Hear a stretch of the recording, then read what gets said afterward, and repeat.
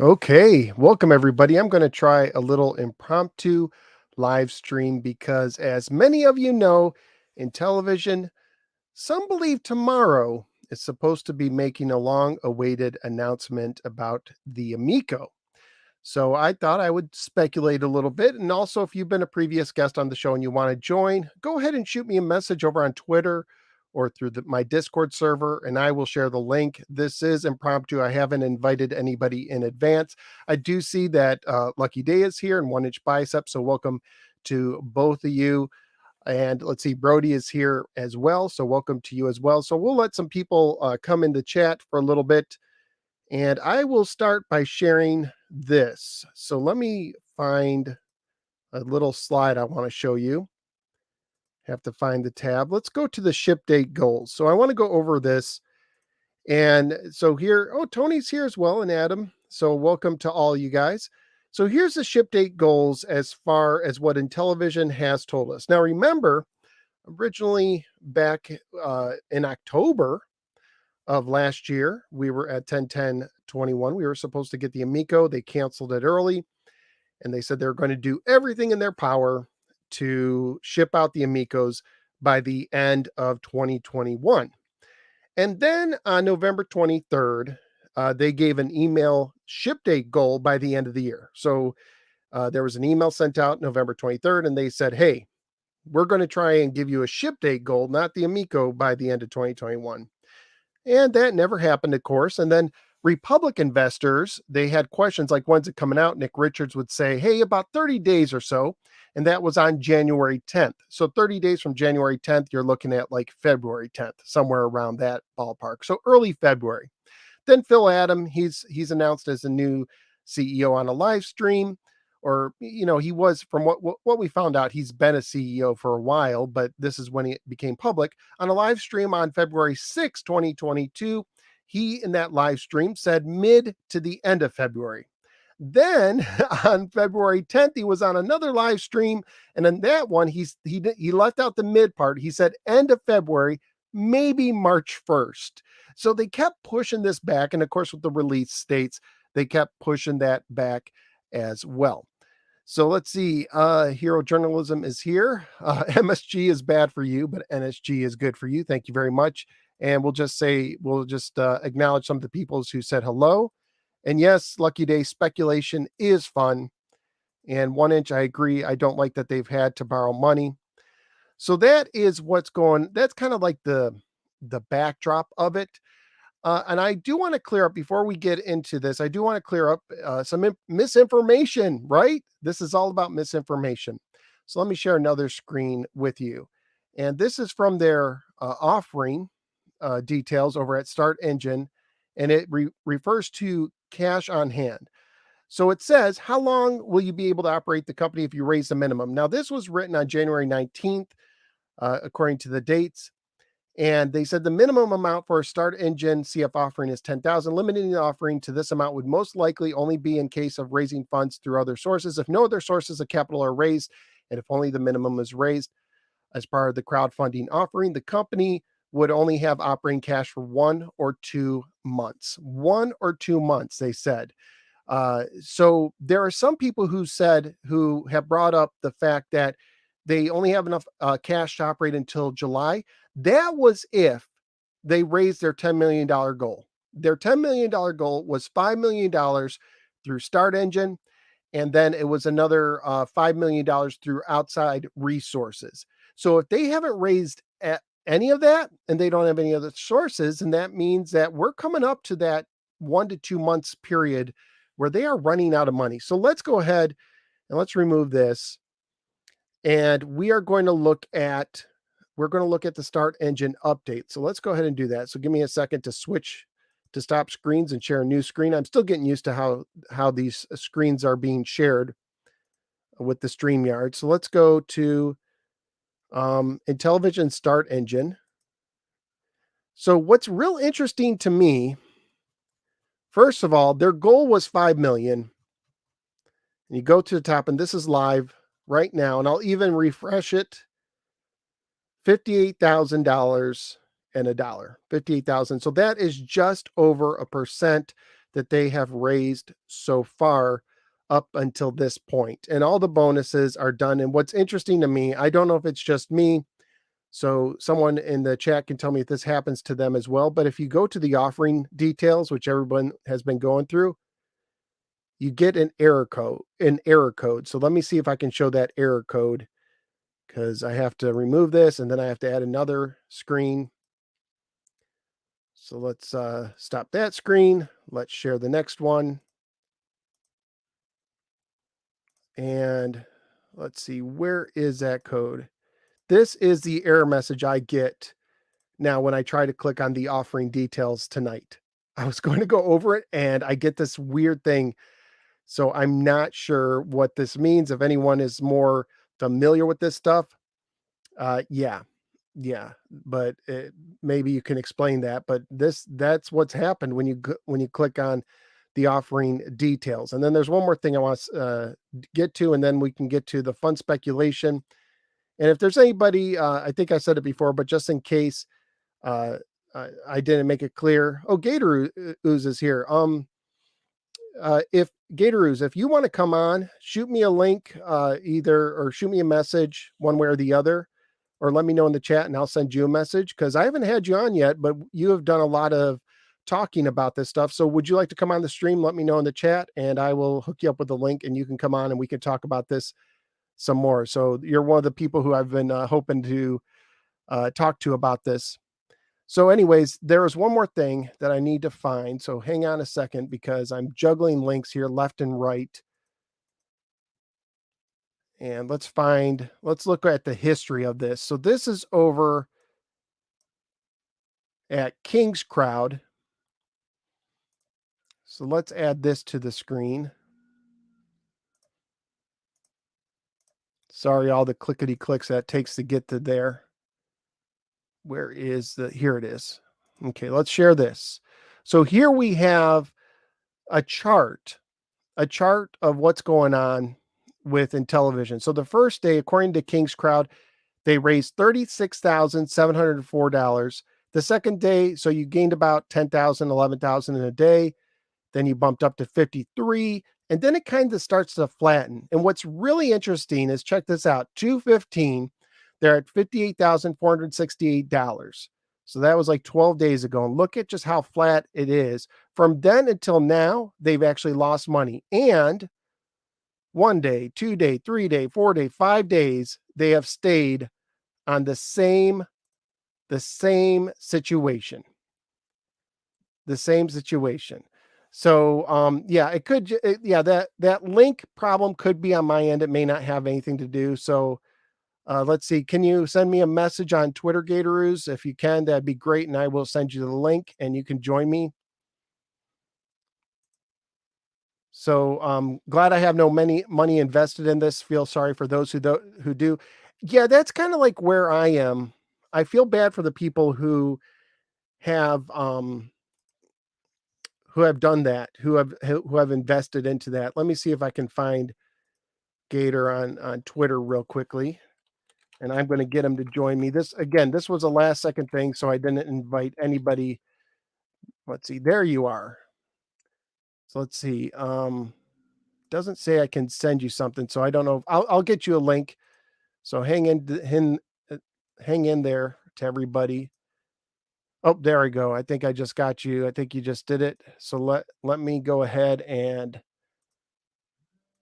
let me send this to you. My phone's even vibrating to let me know I got a message. And hopefully Gatoros will come in here in just a second. And while he's coming in, I am going to go ahead and I am going to show you one more thing, and then we can discuss and speculate. So let's do this. Let's share a poll I did over on my Facebook page. So this is just the most recent results of a poll I did a few days ago, 4 days ago. So I said prediction time by March 1st, next Tuesday. Intellivision is supposed to give us a ship date announcement for the Amico. The FAQ still gives Q1 2022 as their release target. And then I ask you what you thought was going to happen by March 1st. Would they give us a quarter 1 ship date, a quarter 2, quarter 3, or later, or change the plans announcement like we're going to go in a new direction? And or are we going to do an announcement delay or no announcement? So welcome Gators to this stream. Really welcome. Really happy to have you here today. So how you doing? G'day, good to be here. So you've been keeping track of the money thing far better than I have. So when you look at the crowdfunding campaign, what does that tell you? Basically, it doesn't move the needle. So whatever situation they were in before, this changes nothing. This changes nothing.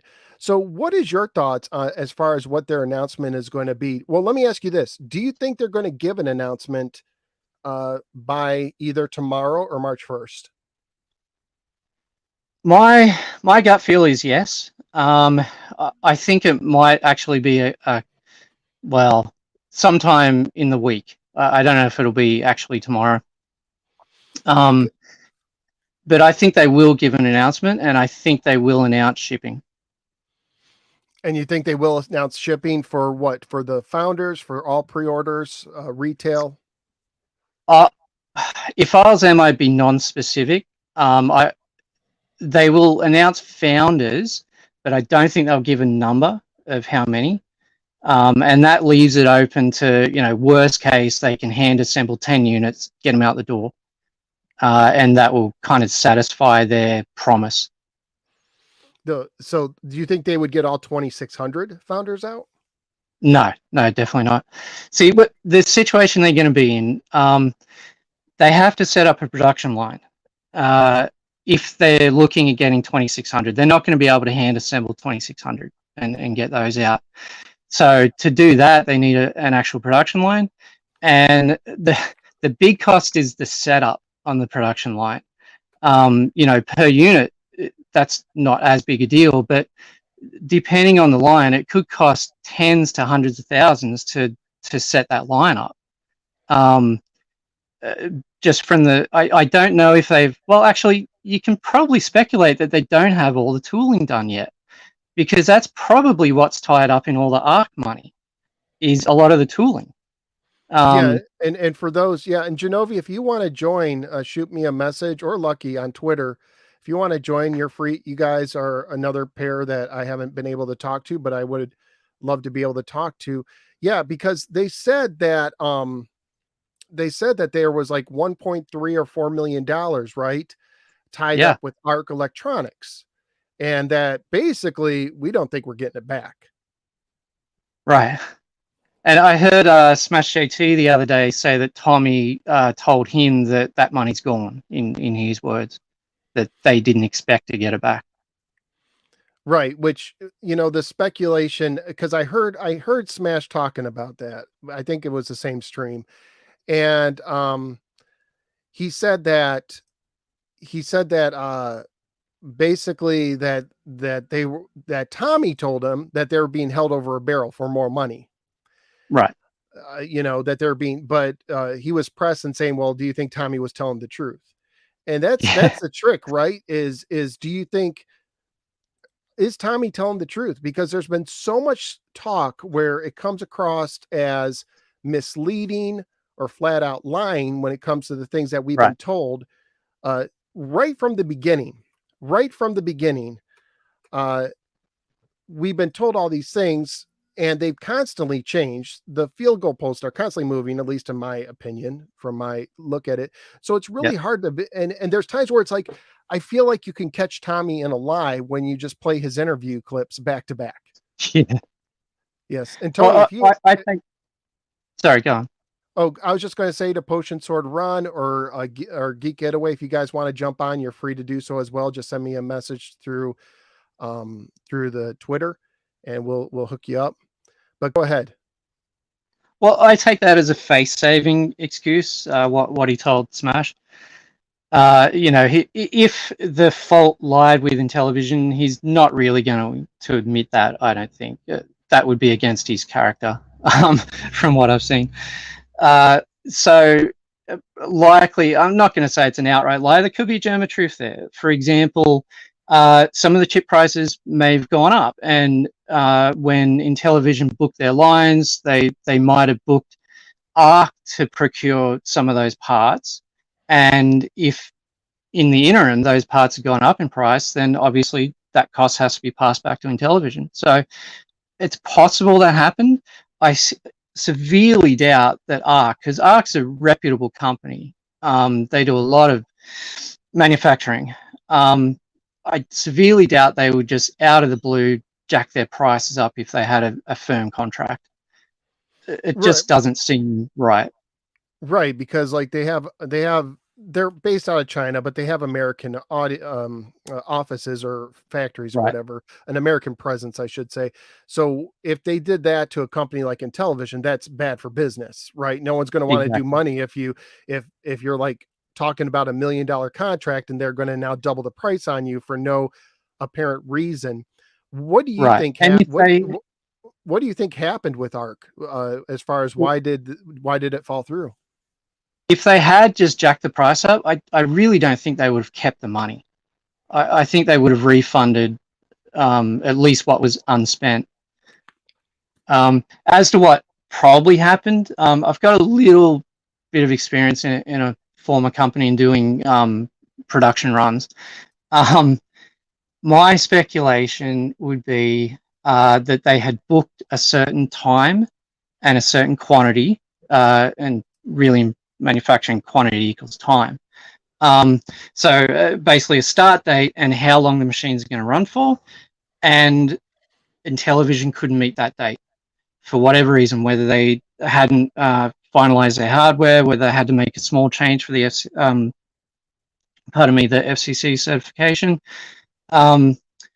They couldn't meet that date, and ARC couldn't move the date for them. So they were contractually obliged to meet that date. ARC didn't have to move it. That wasn't their problem. They may have refused to do that, and they may have already spent so much time and money setting things up. Like I said, the tooling costs can be enormous, hundreds of thousands in some cases. And with a complex unit like Amico, they say there's 700 parts. I mean, that can be a lot of tooling and a lot of custom setup for their lines. So if they had all that ready to go, they'd be perfectly justified in keeping a big portion of that contract money. So And you're they may have also bought in parts for the runs. And because I believe somewhere in the filing it does mention that they have parts sitting at ARC. That's part of 1.3 million is actually parts sitting there. So you're telling me this is controversial. This is so unlike them, but you're telling me that Intellivision might have missed a deadline? Yeah, who'd have thunk? Because they never miss a deadline. I mean, outside of what, 4 different release dates, goals, targets, and all these, and they kicking the can down the street when it comes to like even this, the ship update, which they started way back, as I said, in an email November. Why do people believe that they're going to keep their word this time? It's Charlie Brown with a football, isn't it? Yeah. It's I mean, how many times do you want to I get mean, they fooled? even the deep dives, they were supposed to keep doing those deep dives and they stopped. Like Mm. they've been really quiet. Now, if it's true that they're getting their focus on releasing the systems instead of playing the social media game, I guess good for them. Maybe they're learning their lesson. And I guess you could say Phil Adam deserves a chance to show that he can keep a deadline where they haven't. Mm-hmm. But I will tell you that when I was listening to him live stream and say that they asked him in one of these live streams, they asked him flat out, and hang on, Genovi, I will add you to the stream. So welcome, Genovi. Glad to have you on. I there was a stream where he said that he was asked, so is the Amico going to come out in 2022? And he said, yes. And then he took a pause and he said, at least that's the goal. But yes, it's coming out in 2022. And you have to be very careful now when you listen to Intellivision for them to give themselves an out, right? Because like they said, Nick Richards on Republic, they're like, when's the ship date going to come? And he's like, 30 days or so. Well, yeah. Nice vagary there. Hey, Genovi, what's up? Hey, how y'all doing? Can you hear me okay? Can hear you just fine. What are your thoughts on all this craziness? Well, I missed part of this because I'm redoing my studio right now, so I'm kind of jumping in late to the conversation. I don't know what all you covered, but I think that I posted in the chat what I think. I think that they're going to announce that founders are going to ship by some date towards the end of the year, and that they'll continue to trickle out orders after that. And essentially, there'll be no actual release date set past edition. At least that's what I think should be done and what they're going to do. It makes the most sense. I think that is absolutely the death nail in the coffin, if you don't already believe that that nail is already put in the coffin, to postpone it any further or to do anything beyond setting some sort of release date. Now, I also think that part of the strategy is going to be pivoting slightly. And what that looks like, I don't know, but it could be something such as, hey, some of these games like Shark and Astro Smash, which we're never going to sell very many copies to begin with, are going to be available on the VCS or on the Nintendo Switch or whatever else they decide to do. And that makes a lot of sense to me, because if you need capital to operate throughout the rest of the year, you have to have it coming in from somewhere. So if you have a couple finished products, you need to get them on the market. And you bring up an interesting point, because what I brought up earlier, and they're offering details. They said and this was in mid to late January 19th. They said we have enough cash right now to last a month or two. And their start engine goal is going nowhere. It's really pathetic. So where do you think they're going to get the funds to keep going, assuming start engine stays dead? Well, I think it's pretty crystal clear. I think that there's essentially three ways forward for them, and it's not through crowdfunding sources. In fact, if I was actually running the company, I think I would have pulled Start Engine as soon as a lot of this negative publicity started coming down on them. Yeah. And of course, this is like a Hail Mary to try to save the company, but it was never going to work, and it's just generating a bunch of ill will. I mean, it's already done. The right thing to have done weeks ago would be pull this thing down. The right thing to do would have been to never do it, right? But so I think that my original analysis, which you guys are probably all pretty well aware of at this point, still stands. But there's like a caveat still to this, and that is that they have somebody come in and actually invest in the company that can save them by just really ingesting a ton of money, a ton of capital into the company to keep them afloat. Somebody who truly believes in it. Somebody like a Mike Mullis, if he had hundreds of millions of dollars, they could just throw money away at the project. But I don't think anybody like that exists. Number two would be bankruptcy. And I think that makes a lot of sense going forward. But number three is an avenue maybe less traveled. And I'm not so sure that I'm even the correct person to even talk about it.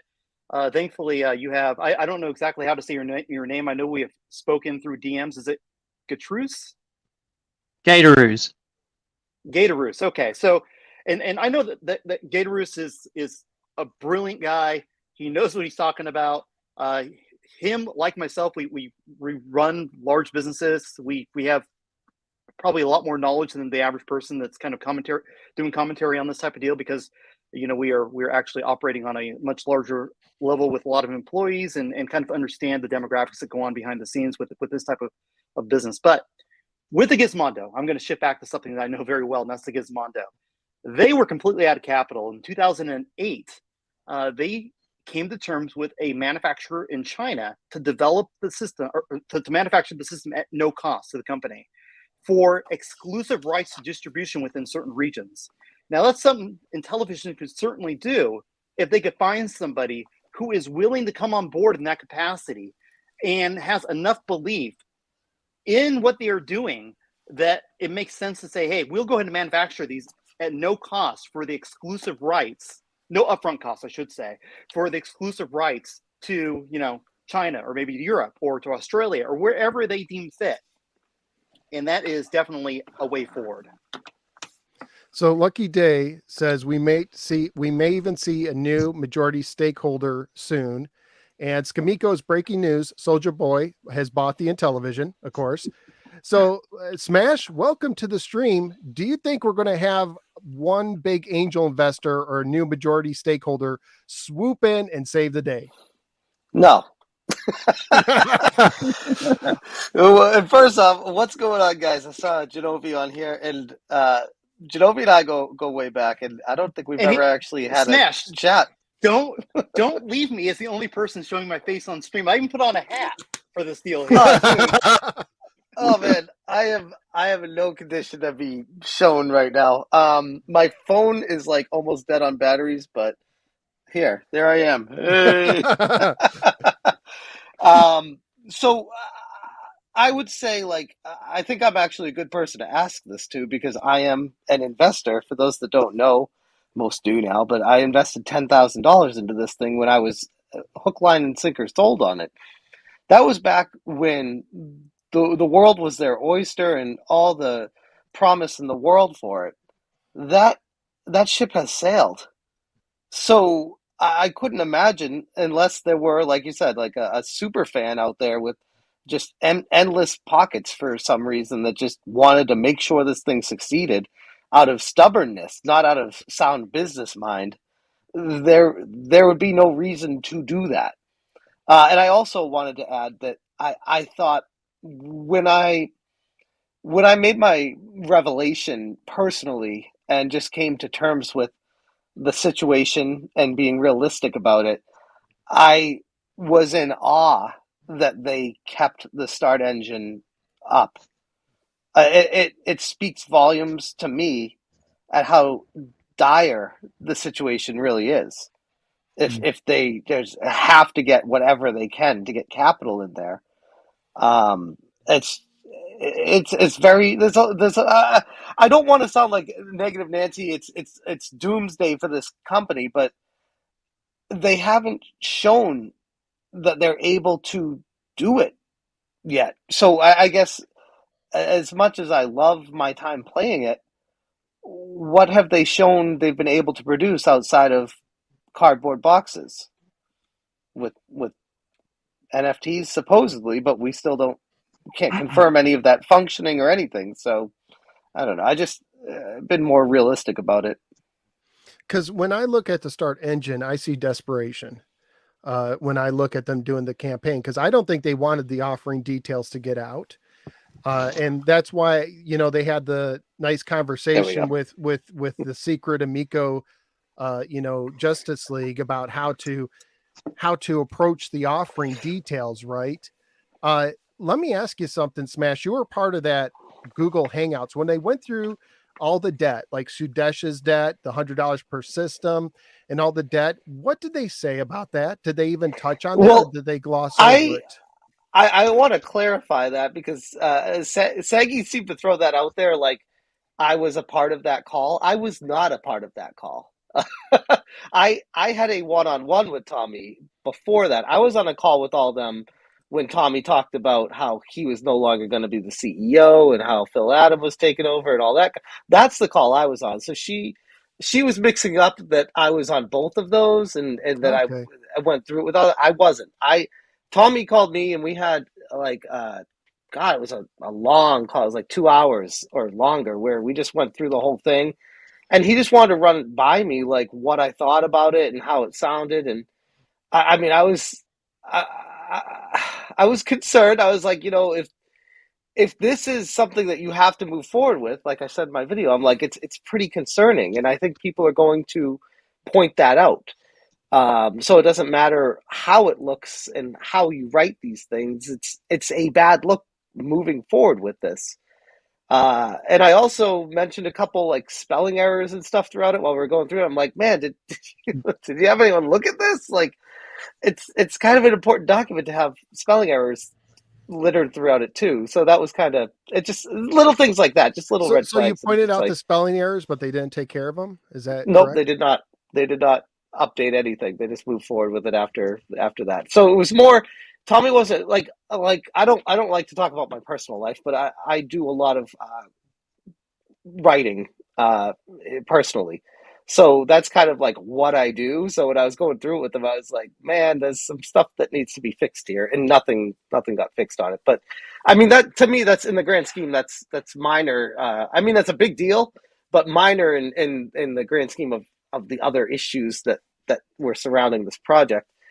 Um, and I feel like it went from bad to worse when after I had the call with them and they moved forward with it, and I saw it was just it was writing was on the wall that the start engine crowdfunding campaign was going to fail.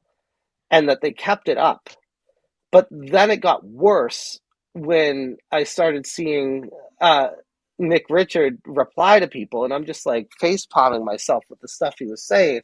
Like, I don't care if it's because these are very passionate people. They care a lot about the project.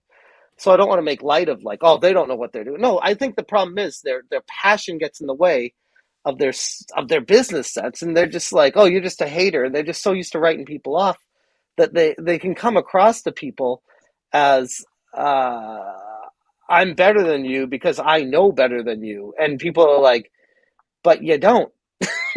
They're just this is the reality, and just because you're in your little box and you haven't stepped outside your box, you're not seeing it for what it is. The problem is that they feel like they have all the answers inside that box, and the scary thing is if they don't, then this whole situation's in a lot of trouble, and they never stepped outside their box to figure any of that out. So Nick Richards, go ahead, Genovi. Oh, I was going to say, I feel like a big problem for them from the get-go is that they've seen themselves as Nintendo, essentially, a big player in the space. And they're not a big player in the space. I mean, it would be no different than JT and myself deciding that we're going to open up a pastry shop. But instead of just opening up the one pastry shop and focusing on the things that are going to actually sell and build up our reputation and our name, we decide, we're going to go ahead and just open up 300. And on top of that, we're going to try to license Care Bears and My Little Pony and a bunch of Sesame Street stuff. And we're just spending money like crazy and not really thinking about where is the capital coming from. And that's been a problem from the get-go for them, not really laser focusing where they need to focus and just spreading themselves entirely too thin for a startup company. And, so I think what happens is that there's no ill intention necessarily at the start, but when you're really up against a wall at this point and things are looking very dire, now we're starting to see some very scammy and questionable, activity coming from Intellivision. Tactics. If you think about this, what if they hadn't gotten $11 million from Fig and Republic? They clearly needed that money, and they didn't plan to have that money. What was their plan if they didn't get that $11 million? Not to cut off Genovi, but just that in itself was like the rude awakening for me. Is like, wait, they got all that money, and now they're asking for more money. It's like, I thought we were about to like have this thing launch, and yeah, there was a pandemic, but $11 million is a lot of money, guys. I mean, come on. Yeah. So is there any clarity if they've actually received that money from Fig and Republic, or is it still sitting in a trust account somewhere? They got the Fig, so out of the Fig 7.1, they got 5.7. I assume the rest is hold back for Fig do marketing for them, and they take a big cut basically. So they had the 5.6, 5.7 in their 2020 filings, statements, and then the Republic money came after those statements. So Republic added another 4 mil or so. So whether they got, let's say, 3 extra mil out of that, we don't know for sure because we don't have those statements. So I want to point out something, because I was thinking about Atari today, and what they did was if you guys remember, they did an Indiegogo and they raised $3 million. And just based on that $3 million, they were able to actually deliver a product just with the $3 million. And then you look at Intellivision, multiple millions more. And now they're like, we're almost out of money and we don't have the system done yet. And it boggles my mind. And I think, Genovi, you touched on something. I think they tried to be way too big, way too soon. I think they tried to scale it, tried to be the next Nintendo and try to put every bell and whistle in their system, where Atari's like, you know what, we're going to have a small development team. We're just going to make a mini PC in a cool looking case. Like Atari, scaled it for something they could do.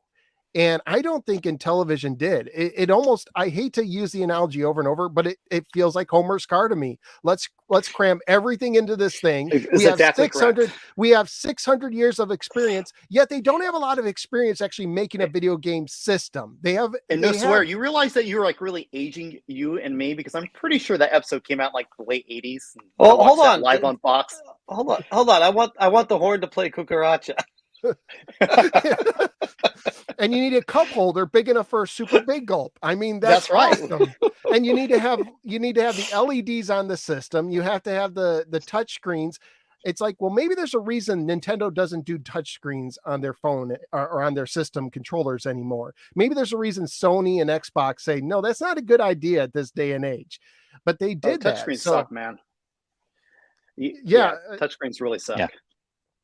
Yeah. So let's see. I'm going to see if I can get Tony on here.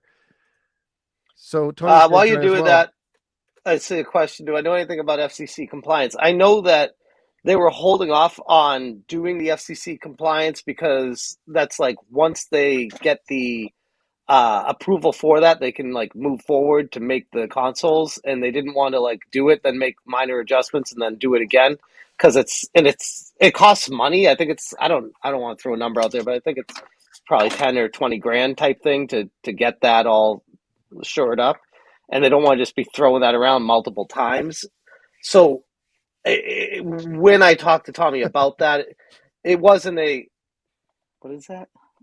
ColecoVision. This is nice. This is the original. This was put out by Games. No, it's not. This is the Gamester 81's FPGA console he put out. This actually debuted at Portland. I think it was 2018. I was there for both the announcement of the Amico and for this console. And this console I got back. I think it was in 2019. He shipped it. So this is, and I think this is continuing it this year. By the way, incredible system. But it just goes to show you that these were both announced at the same time. This has games on it that are put out by Gamester 81's was it CollectorVision is what they call it? I should look here. Yeah, CollectorVision on the system. I mean, we're not talking about maybe the same scope, and I'm just saying that on a small scale, even a small niche retro gaming channel can work together with a small group of people and put out a product like this. It's incredible. And it has good customer support too, because mine was broken when I first got it. To the point though of going too big too fast, which I mean that's something that I brought up to Tommy a while back as well, and he agreed with me that they did, and that made me feel like if they could have done it over again, they would have definitely done it differently. But you would have thought that they would have taken a page out of Atari's book and seen how Atari even started out way bigger aspirations, and they scaled it way the hell down and to what ended up being a way overpriced PC in a box that has a sandbox mode. And that's it. Like when it was first announced, it was like all these original, unique, specific games for it and all this, and then all that just got scrapped and they just got the system out there.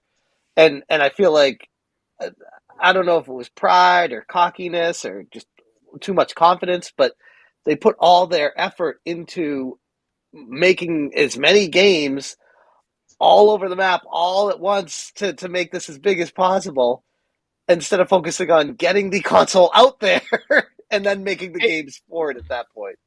Hey, so Smash, I have a question.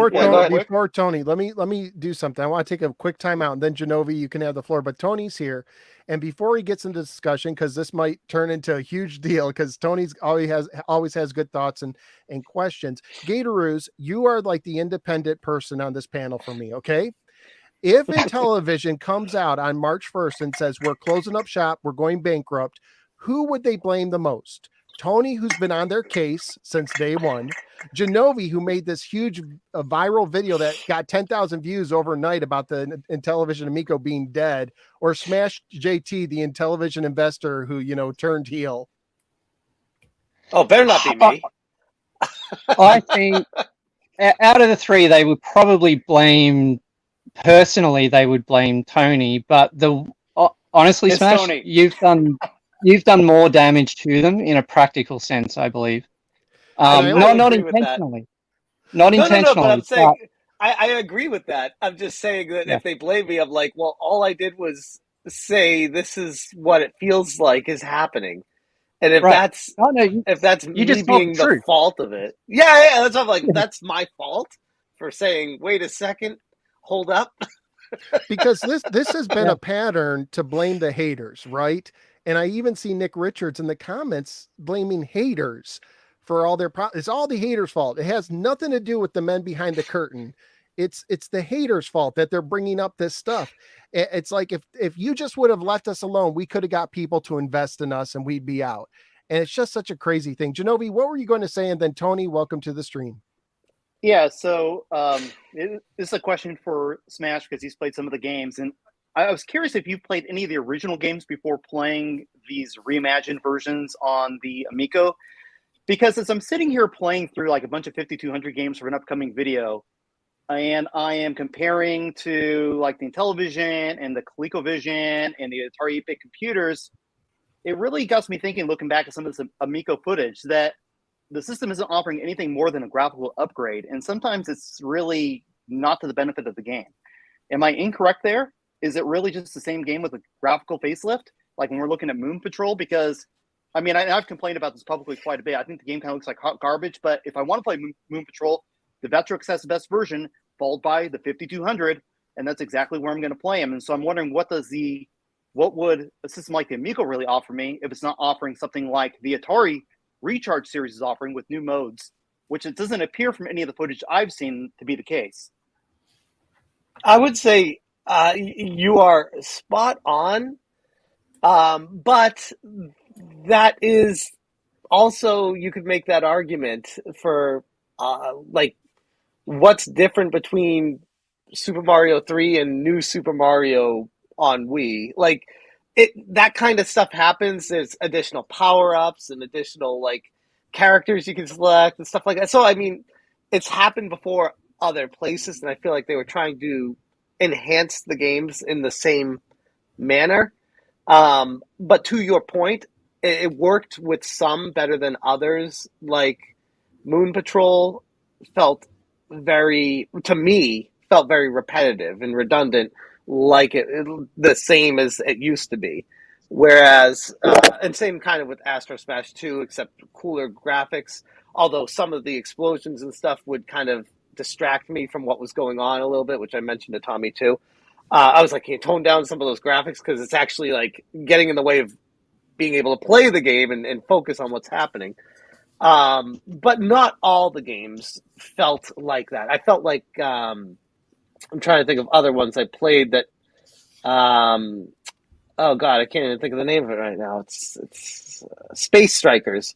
Was a ton of fun, and I don't know if that was like a remake of a game back in the day or not, but it felt like a futuristic version of air hockey, where you could just like fly your ship around and do a bunch of different stuff on it. That was truly unique to the modern era that couldn't really be replicated back in the day. So I wouldn't say it's every single game was just a paint over. There were differences on some of the games, and some of them there weren't. So I don't know. Does that answer? I know. Yeah, well, I mean, and that's essentially what it appears to be, right? So, and obviously they're going for some other games, but like when I was making my video, I had nobody even comment on this, and I probably should have put something on there to indicate what I was doing. But when I talked about Finnegan Fox, like everybody says, oh, it looks like crap on the Amico. But I actually grabbed the trailer from the Amico and the trailer from when it was originally released as Fox and Forest, and they're identical actually with a graphical overall. So I was able to line those up. And if you go back and you watch my video, you'll see that there's actually a divide between them. And on one side is the Amico version, and on the other side is the original version. And they really don't look that different when you actually put them side by side. Everybody's kind of crapping on it. It looks like it's like a little bit more smoothed over, like some peanut butter's been smeared on it on the Amico. But for the most part, It looks identical. And it's interesting that the trailers is identical too. But like I said, with some of these older games, like really pushing as being like these system sellers, essentially, at least for the initial shipment, I'm not really seeing anything that would make me want to like really hunker down and buy them, because I already have like phenomenal versions of them. So I just don't know how they can be any better unless you're offering something like the Recharge services series is offering, which these don't appear to be doing necessarily. Tony, and to your point too, with Finnegan Fox. Oh, sorry, go ahead. No, I want to. Tony's been, man, he's just been quiet on the stream here, and I just wanted to see if I'm sorry. if you wanted. I talk a lot too. I'm still here. I just wanted to pop in to kind of correct some of the misinformation I was hearing from Genovi earlier. Oh, snap! Yeah. So he was saying how currently it looks, some of the things they're doing are kind of scammy. It started off as a good project, a little over their head, but now they've wandered into scam territory by doing some of the things they've done. But if you go back to the original Portland Retro Game Expo trailer, games shown off in that don't actually exist are being shown off as games. In the August 5th trailer, they're showing off mobile games using footage from the mobile games trailers and passing them off as Amico games. Scammy stuff has been going on since day one with this console. And We just I haven't think noticed it. I think what Smash is showing up. Tell me, what does it say? Doesn't it say that Finnegan Fox is loosely based on Fox and Forest? Fun fact: Finnegan Fox is based loosely on the I mean, come on. I mean, it's a remake. It's based like loosely on the Reskin. 2018 crowdfunded pixel art platformer Fox and Force. And you know, I don't want to knock Intellivision because I haven't played it and I don't know for sure. But what we've seen so far is it's a reskin. I don't know. Maybe they're adding levels. I No, think I they're heard not. rumor of Smash. that. Smash. Are I you sure interviewed of the that? devs. I interviewed the Okay. devs. Because I feel like I was told that they were adding levels to it or something like that. But Two-player support I is can what tell I you. was told. I can tell you exactly what they've added to Finnegan Fox. They've added the ability to shoot when you jump. Before you couldn't, you had to stop moving before you could shoot. Now you could actually move and shoot. You can shoot when you jump. Before you would just do like a melee attack when you jumped. Now you could actually shoot when you jump. They added a map, so you could buy a map so to show you where all the hidden items are. And then they added that 2-player mode, which is just the side-scrolling levels in competition. Yeah, so really quick, I want to defend myself against Tony because he had to correct me here, and I just wanted to say that with best intentions at the start, it did not appear to be the case. Now, if you go back and you watch either of my videos, you'll definitely see where I was at that announcement. I talked about it. I talked about a lot of the scummy stuff and what I felt was very scammy tactics, where they announce stuff and do stuff, and then they don't really announce any kind of changes, and what they deliver was not what they promised, right? And I have some massive issues with that. But I still feel like the best intentions were what they were going for. It just isn't what was executed. And as we get further away from them not being able to execute best intentions, we start entering more and more scam territory. So, I mean, I think it's definitely up for debate, and nobody can say exactly what was in the hearts of any of these people. But I honestly feel that it was all well-intentioned from the get-go. Now, I'm not discounting you if you believe that from the get-go it was all not well-intentioned and all scam, but I don't personally feel that was the case necessarily. Although, like I said, I have pointed out in at least two of my videos now that there was some stuff that was promised and never clarified that I feel resulted in some very scammy and scummy behavior moving forward. I'd say too, just to add on to that, and this is why it's such a gray area, and it's a huge gray area that they are taking full advantage of. I think everyone would agree with that. Is like when Finnegan Fox got announced, I don't remember when it was. Was it in the E3 trailer or whatever it was? Whenever they brought it up, and I was like, "Oh, that actually looks like a really cool platformer game." I had no idea that it was a reskin of an old game. They didn't. I don't. Correct me if I'm wrong, but I don't recall them referencing it being an old game, and it felt like they were trying to pass it off like it was just a brand new game built from the ground up for the Amico. But isn't that what they've done with like all these games, like the but Evil Knievel game and stuff? That's literally what I was going to get to next. Evil Knievel was another one. That's what I'm saying. It's a gigantic gray area when we talk about scammy and scummy, or just really good guerrilla marketing from a small company just trying to make themselves look way bigger than they were and hope that nobody caught on to it and they could just get by with. I don't know how they think nobody would catch on to it, which is why I'm like, why wouldn't they just say this up front? Like, because this Smash, is based on this stuff. I can tell you exactly why. Tommy went on Atari Age and was telling everybody he's going to have no ports. It's all going to be original IPs. They're not going to have any mobile games. So as soon as these were discovered, I remember that. He attacked everybody. No, it's not a mobile game. We changed Evil Knievel. I'm like, dude, it's the exact same trailer. You didn't change nothing. And Evil Knievel I've played. It's fun. It's fun. But I mean, I haven't played it on the mobile phones to compare it. I'd imagine it's exactly the same feeling. I played the mobile there version. is like, there's an additional mode to it that has like rocket ships that you can aim and fire and see who can get it further based off of the angle you hold the controller. And it's cool. But that's literally the only difference is that mode. And so I'm like, that was one of the big things that really frustrated me when all this started coming together in my head, is what you just said, Tony, is how I remember Tommy going on Atari Age and saying that kind of stuff. And I was on Team Tommy the whole time because I was clueless to, I don't play mobile phone games. I didn't research these games because I'm just taking his word for it. And that's why I feel like I was kind of Duped. betrayed with my trust and duped. Yeah, I'm like, wait, dude, you told me that these weren't gonna be mobile port games, and then I look like a jackass, jackass, sorry, NSP. You're okay. That I go on defending the Amico, and then the next episode is CU podcast when they're exposing all the stuff because they actually do research it, and I'm like, No, they didn't. That's a lie.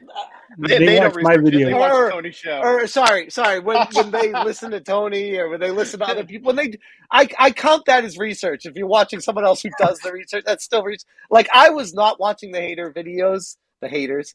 I was not watching the detractors. I was just like, Team Tommy, rah rah rah, here we go, because he told me this, and I was just believing that instead of opening my eyes to the reality. And I already beat myself enough up about that, but I just wanted to bring that up as another thing that really frustrated me. Is the nicest thing I can say on this channel about the situation.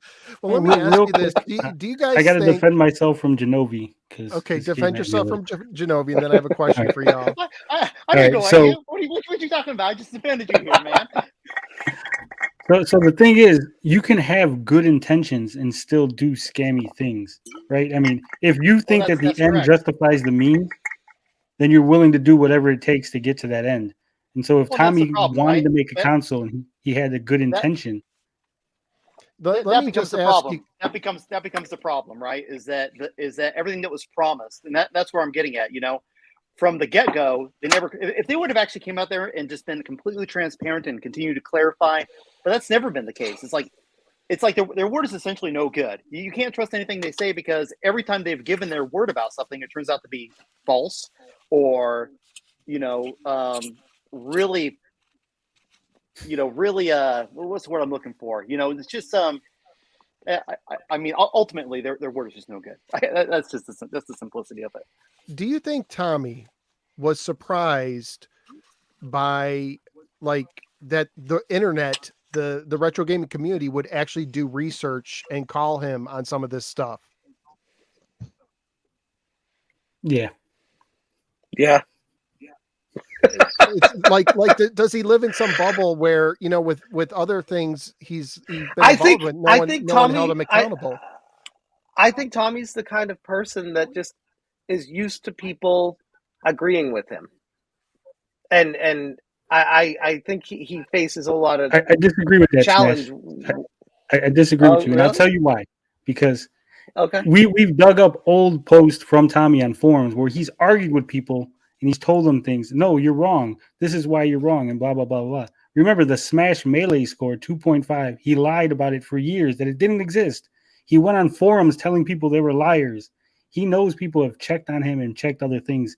He knows how the internet works. He's just used to being able to bully and bulldoze over people, and they don't have a voice. Hey, let me get the moderator. They could ban that guy. Hey, I'm Tommy Tellerico. You're a nobody. My word is more than your word. And that's what he's used to. But we've moved past that as an internet. Now everybody has a voice. And he got busted. So do you think, because it does seem like he's caught off guard with how much he's been called on stuff.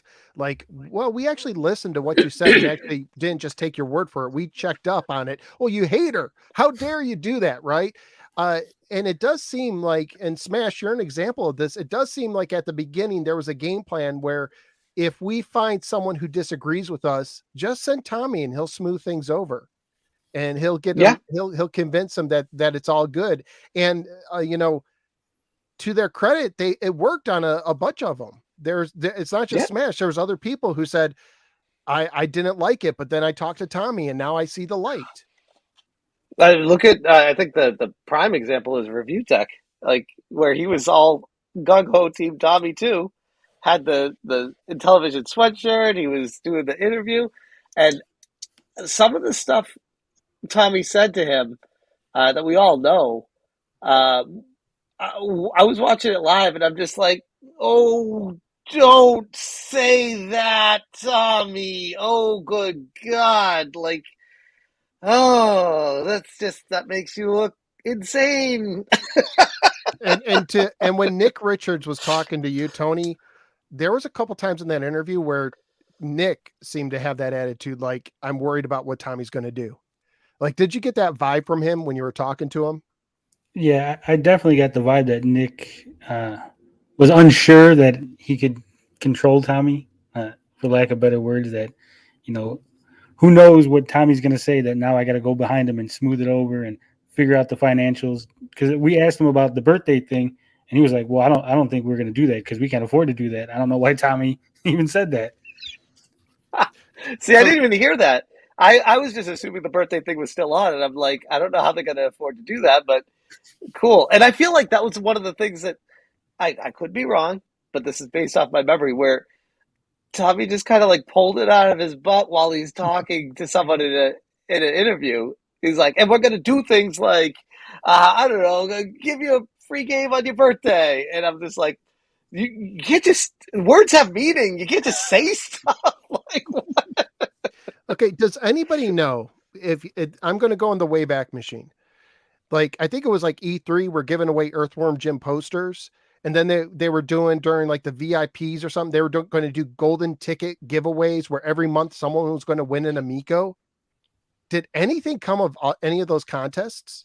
I can tell you what happened with all those. Please do. I want to know. please. Okay, so they're two different contests, obviously. Originally, we'll just go the Earthworm Jim one because that's the easiest.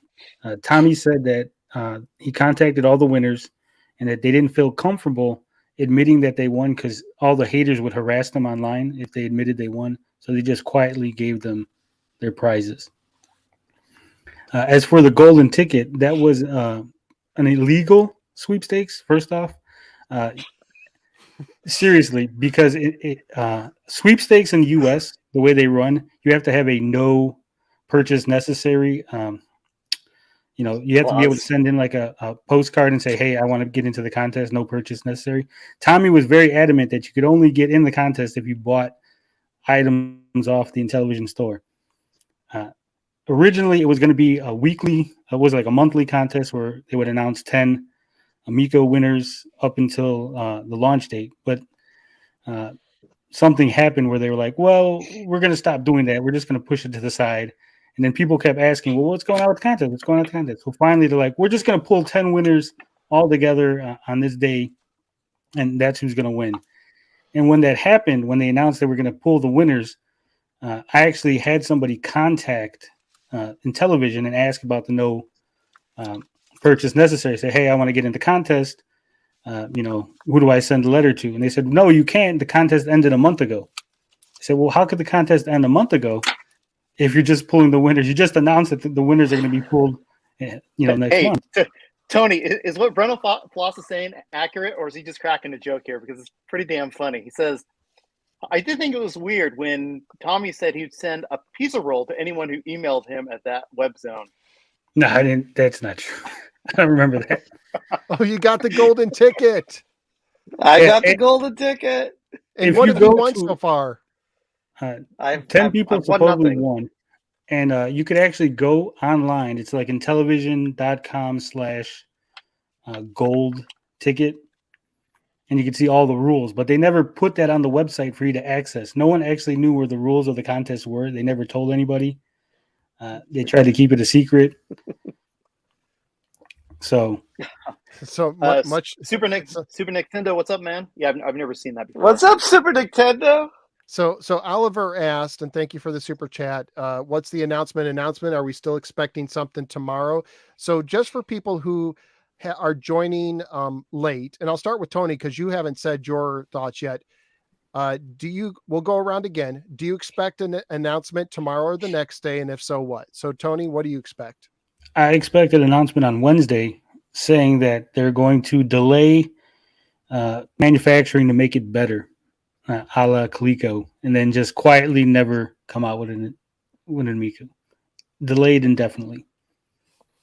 Smash? While I think that might be the most likely outcome, that is scary to even think that that's what they say. Um, I I'm at the point right now where I think they know that's company suicide, and I don't know enough about it. I know a lot, but I don't know enough to know for sure where they're at. I would like to think that they're going to, because last contact I had with Tommy, they were adamant that they were going to put these things together in the USA to get them out to at least the initial founders. I don't know if that's going to be 150 people, 400 people, or if they're really going to manufacture assembly line these at Intellivision headquarters for 2,600 of them. I don't. Is this going to be the That's not first system manufactured in the U.S. since the Jaguar? If it gets Oh, that's a manufactured. fun This is fact question. the parallels keep on coming. I was gonna say full circle back to Atari. Yes. Genovi, what was your announcement prediction? My as far as I think they're going to announce a ship date for the Founders Editions towards the end of the year. They're going to give you an actual definitive date. I don't think they're going to announce a definitive release date. They're just going to tell you that they're going to continue to trickle out systems after the Founders Editions have been shipped. I think they'll also pivot. I think you're probably correct in that they'll end up pivoting slightly because they really need to be able to send out some sort of software or some sort of product to start generating revenue if they hope to survive. And I think that's essentially where you're going to see it. I don't think you're going to see a release date announcement. Do you think the announcement will happen the next day or two? I think it has to if they want to save face. I mean, like I said earlier, the nail's already in the coffin. But if you don't believe the nail's in the coffin and you're working for Intellivision, then you have no choice. You've already given your word. How many times can you continue to break your word when you have a tremendous amount of heat on the other side and people are really watching what's going on? You can't continue to believe that you can get away with it. I mean, what kind of insanity does there have to be to believe that you can continue to get away with this, continue to generate false stories related to what's happening with your company and the product, and that people are not going to continue to hammer you and create a atmosphere to where nobody wants the system in their home, including myself, a man who owns 3 Gizmondos. 3. I have one sitting back here with me right now. 3 of them. Okay. Oh, that's amazing. MST, before you go on real quick, you kind of jumped past me to Genovi, but I was going to say I also expect that same thing. Is they're going to pivot and say that they're going to start putting these games out. I would imagine on Steam first, and just to generate some revenue, and which is what they should have done. I'm not going to start on what they should have, could have, but they're going to pivot and they're going to. I mean, even I believe if you guys saw, Nick Richard even said in the comment section of the Start Engine that they're considering options of 1 controller instead of 2, or even like a screenless controller option. I'm like, everything's on the table at this point for him. So I don't know. Basically, they're talking about releasing the Ouya. So yes, Real quick. Do they actually have any games that they could license to other systems or to Steam? Because Fox and Forest is already on Steam. I don't think that the developers give us some money to make the Amico version, but then we're going to put the Amico version back on Steam. Same thing with Rigid Force Redux. Evil Knievel has already been on mobile. Yeah, I mean, they have probably, I'd say, a handful of games that are uniquely original to this console or not on a platform like Steam. But a handful, like 5, 6, maybe 7. Steam. It's not gonna because Space Strikers is going multi-platform or already under a different name. Oh, is it? See, I didn't even know that. Yeah. But I would say that Dino Blasters is going multi-platform already. It's been announced. Dino Blasters is fun. I played that, but the developers are putting it multi-platform already without Intellivision. It's that's what I'm saying. What games do they actually have? Well, if they could talk to David, it's literally Crane, Bomberman. Maybe they can get Decathlon imported from the 5200.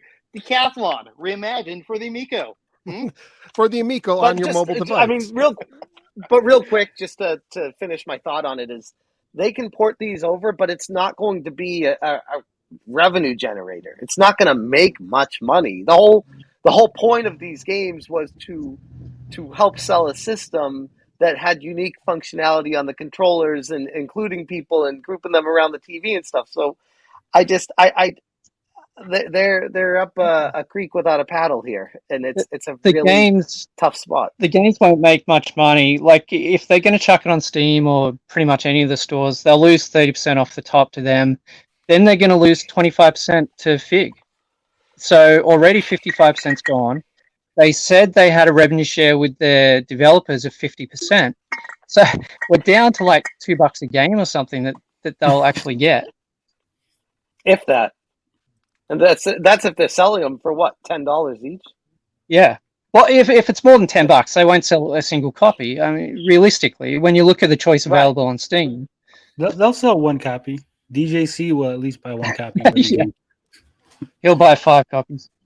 You know, Stephen M says it's so weird that it became like a V-Smile type console. Remember when it was like an Evercade type console? And it's so funny he says that, because when I was making my video, I actually cut a big segment out of there regarding how I felt like the system was really kind of going the leapfrog or V-Smile route, because I have kids that are adults now, and when they were young, I bought them a V-Smile and leapfrog systems, and they really sucked. And, I kind of feel like another way out for them is if they can, talk somebody like V-Smile or Leapfrog into partnering with them or licensing the product from them, and, having some sort of fully child's system that's, there you go, Genovi. Platform. Yep, he's got his V-Smile. And it's interesting because when they were talking about this system, I basically said, you're using the Intellivision name, but you want to target to really young kids and make it really easy. And I was like, they're just making the Sega Pico all over again. It's like that doesn't have a lot to do with Intellivision. Intellivision was about cutting edge stuff. Yep, there we got the VTech. Don't ask me how the batteries even work in this. I have no idea what the length of the batteries is. But at least they released it. The V-Smile by VTech, the one hooked up to the TV, that had a high failure rate. I will tell you that. Same with that console there. I'm pretty sure I bought like 5 or 6 of them just so the kids can continue playing the games, because they would just fail. But hey, I mean, my kids don't even this direction to go. It's not a bad way. My kids don't even care about this. Like, I bought it for them, and they're like, "No, give me the Switch."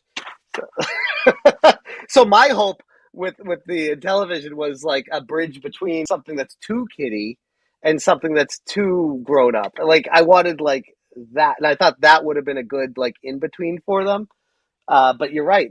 It's like they went after one market, and then they completely shifted into, no, we're just doing this market. But then all the marketing was with retro gamers.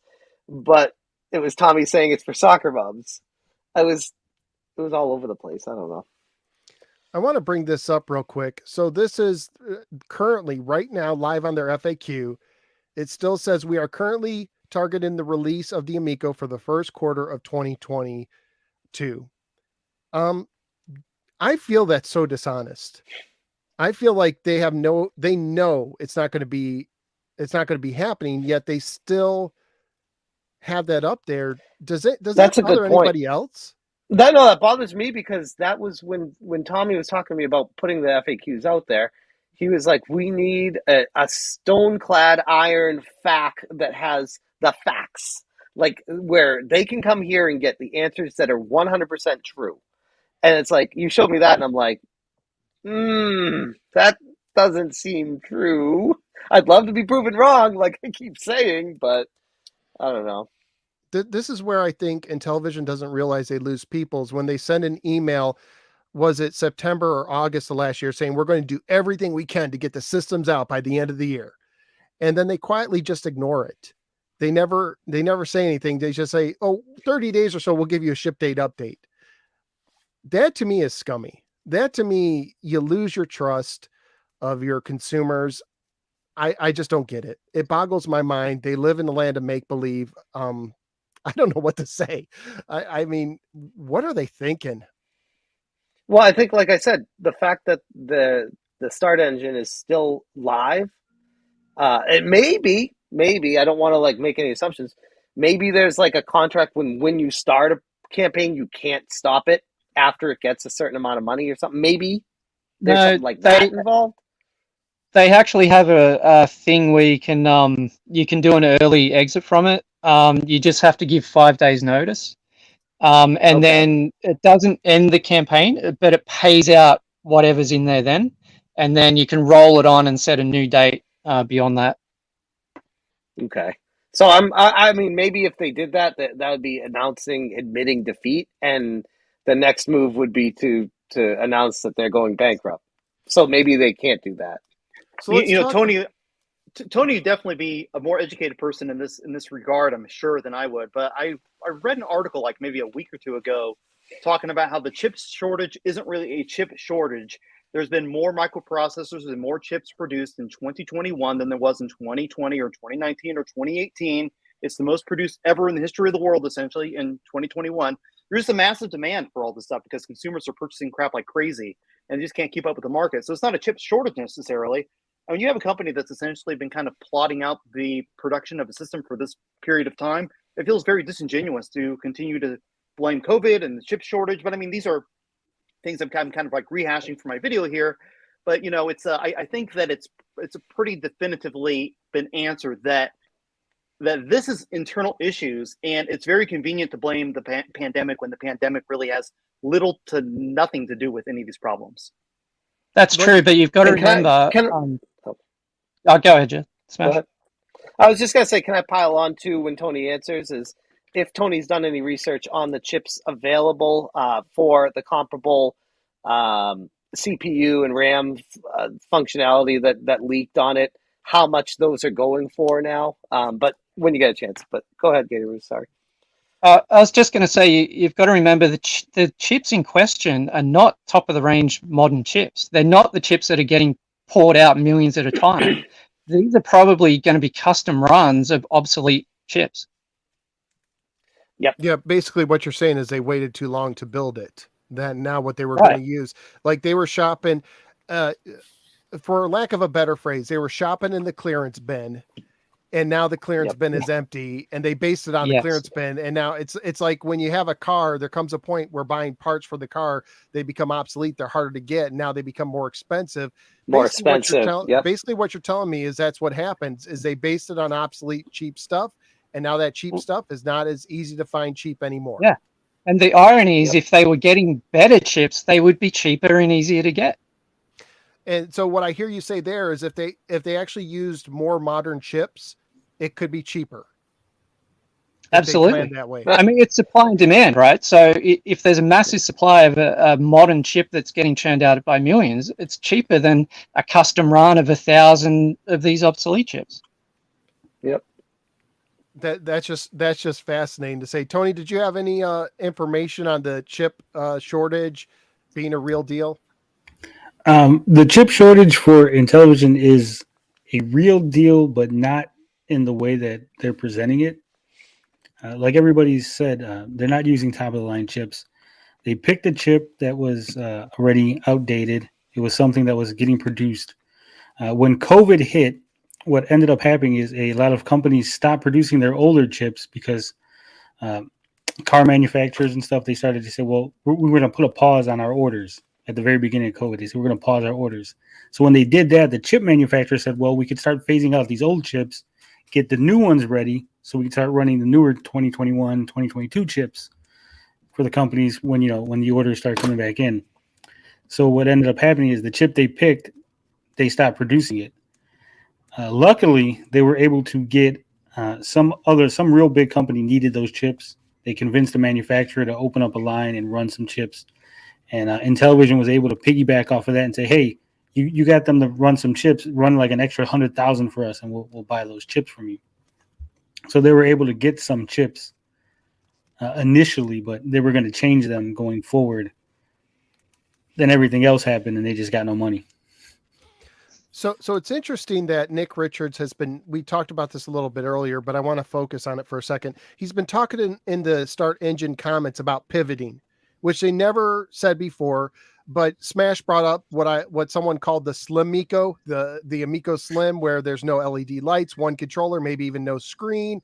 I know Nick Richards brought up mobile games with microtransactions, which goes against the company's pillar, thoughts, but hey, this is for money. Is it too late to pivot?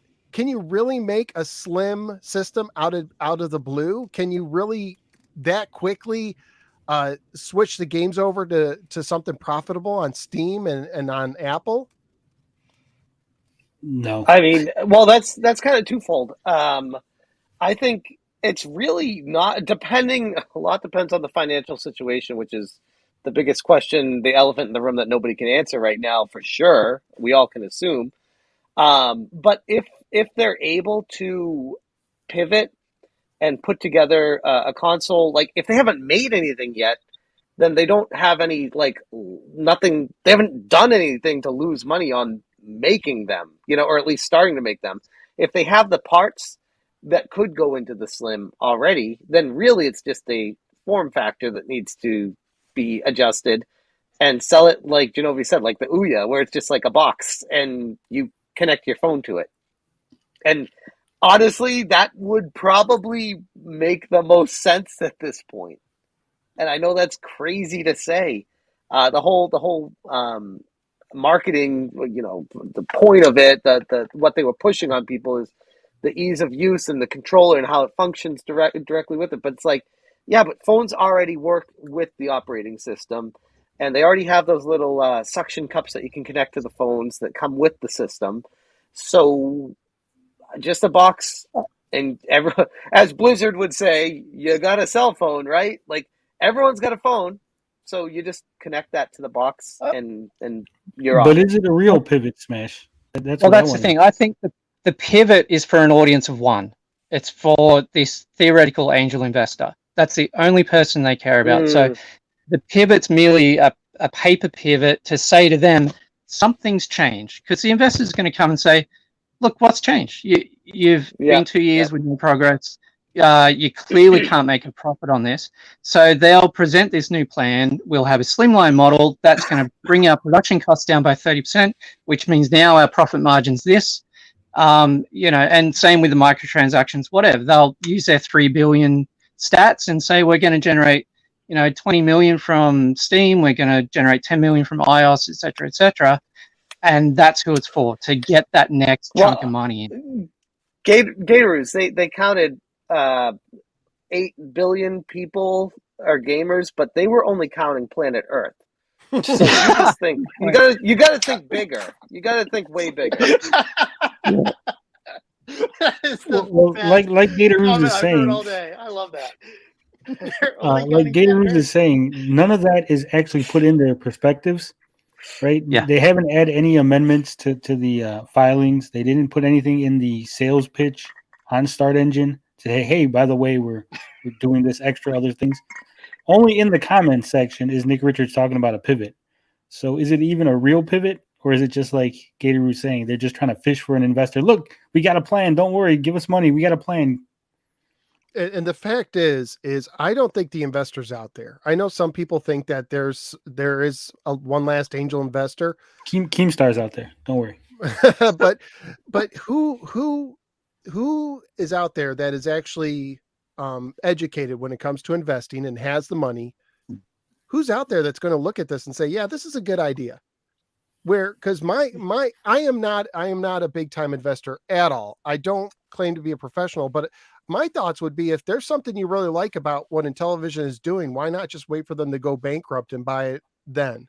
No swear. Let me I've been saying this for a long time, but it appeared to me, and I made this comment back in 2018, that the main investment was coming out of Dubai or the Middle East. And I still believe that it's very likely that if funding is going to come out, the state of this company is going to be from the Middle East somewhere. And if you really are in deep into YouTube and you're watching some very obscure content with especially people who have tons and tons of money, like FU money, most of those channels are out of the Middle East. And I think it's like it wouldn't be shocking at all to have some sort of oil baron son invest in the Amico as some sort of vanity project. That's Well, I viable. did. Is it likely? Probably not. Viable? Yes. I did have the Dubai office reach out to me after one of my videos, and they wanted to talk with me, and I just turned them down, just like I did Phil Adam. But after you say that, I'm like, maybe I should at least hear him out. Well, gentlemen, But I'm not sure if you're aware of this, but Sudesh Agarwal, the investor who gave that $100 a console deal, he is based out of the Middle East, and Sumet is related to him, who runs the Dubai office that reached out to Smash. that's who reached out to me. Yeah, I was gonna say. Yeah. Interesting. So I mean, that they're if there was related. anyone else Wait, in the they're Middle East they're looking to re- invest, What do they you already mean? would have. What do you mean? What do you mean they're related? Hold on. Tony, you still there? Yeah, I'm still there. You don't see their last names? No, well, I mean, I did, but I assume that was like Smith in America. Are they actually like related? That's the word on the street. Well, like over here in the U.S., you have a lot of people from India, Patel, and that's my understanding is that's because it's based on the region where they're from, and it doesn't really have anything to do with family lineage necessarily. And I don't know how it is over there, but obviously every single country you go to has different standards for naming people and how last names come about, and sometimes it's not always about blood. That's Well, I fascinating. get that, but here's the thing. Here's the thing. Really, really, just think about the guy who runs the Dubai office. Just happens to have the same last name as the guy who loaned Intellivision a bunch of money. Right. That's just a. I mean, it would be a huge coincidence, I guess. Which I don't believe in. Yeah. No, that's a good point. I mean, it's stuff like this that makes me want to reach out to Smith and actually talk to him, because I was just like, all they're gonna do is blow smoke at me, and it's not gonna appease me. But if I actually have questions like that, I get some answers. They at least have a business relationship because they both worked. So Sudesh's company is what's it called? Giant Entertainment and Events, and Sumit was a CEO at Giant Entertainment and Events. Interesting. So the connections just keep on coming. Where does the rabbit hole end? So I've well, here you go. Before. I'll tell you this right now. He has two sons. Hold on. He has two sons, one named Sunil and one named Sumit. And that is Sudesh's biography on our founder details on what's his website here? Smash Bharati Party. So it's his son. Yeah. Which is crazy to think that this revelation is happening. I'm assuming you just found that out right now. You just looked that up right now. Yeah. I just Googled their names and it popped up. This is a pretty big revelation that we're finding out that most likely, based off the names, that the dude that has the crazy loan against the company is the father of the head of the Dubai office of Intellivision. Hey, if you see furries come out of this situation, I would be fully within expectations if Dubai's involved, okay? I'm just saying. I think Sudesh is the largest equity investor, isn't he? In the company. I believe so.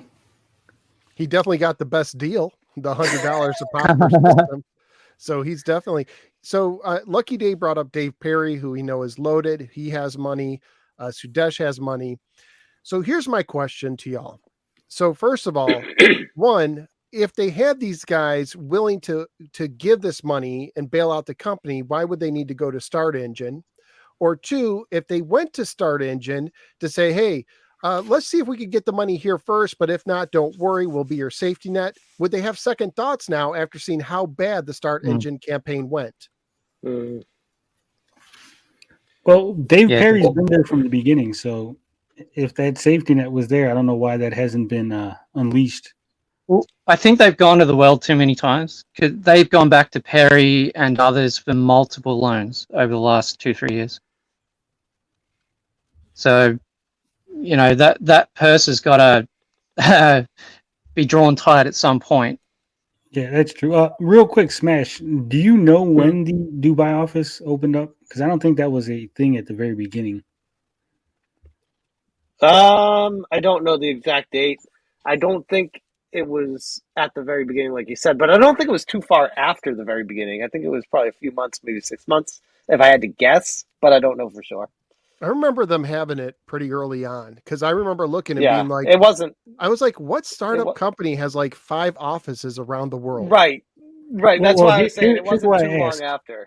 Here's Yeah. why I asked, because supposedly there was a hotel meeting with a big time investor after E3 2019, and that guy got cold feet and he pulled out. It would be kind of weird if suddenly that's when the Dubai office showed up and they said, "Hey, we gave your son a job, and go talk to your old man and see if you can get us a loan." It's a good point, and maybe that's actually something that led towards them going too big too fast, is because they needed the money and they knew Samit and they knew they could probably get money out of it. I mean, I'm just total speculation here, but Right, just it, like spitballing. you said, it makes no sense to go as big as they did, as fast as they did, unless they had to get money from someone that they knew had money. Like that's the only reason that would make sense to me. Otherwise, I'm like, It what the hell are you doing? A worldwide company? What? it says Sadesh was the initial seed investor for $1 million. Okay. And to put it in context, I believe Tommy and Nick put in about 240. That's their equity investment, 240 each. So was that all loans or was that investments into the company? This is the equity. The loans are on top of that. Okay.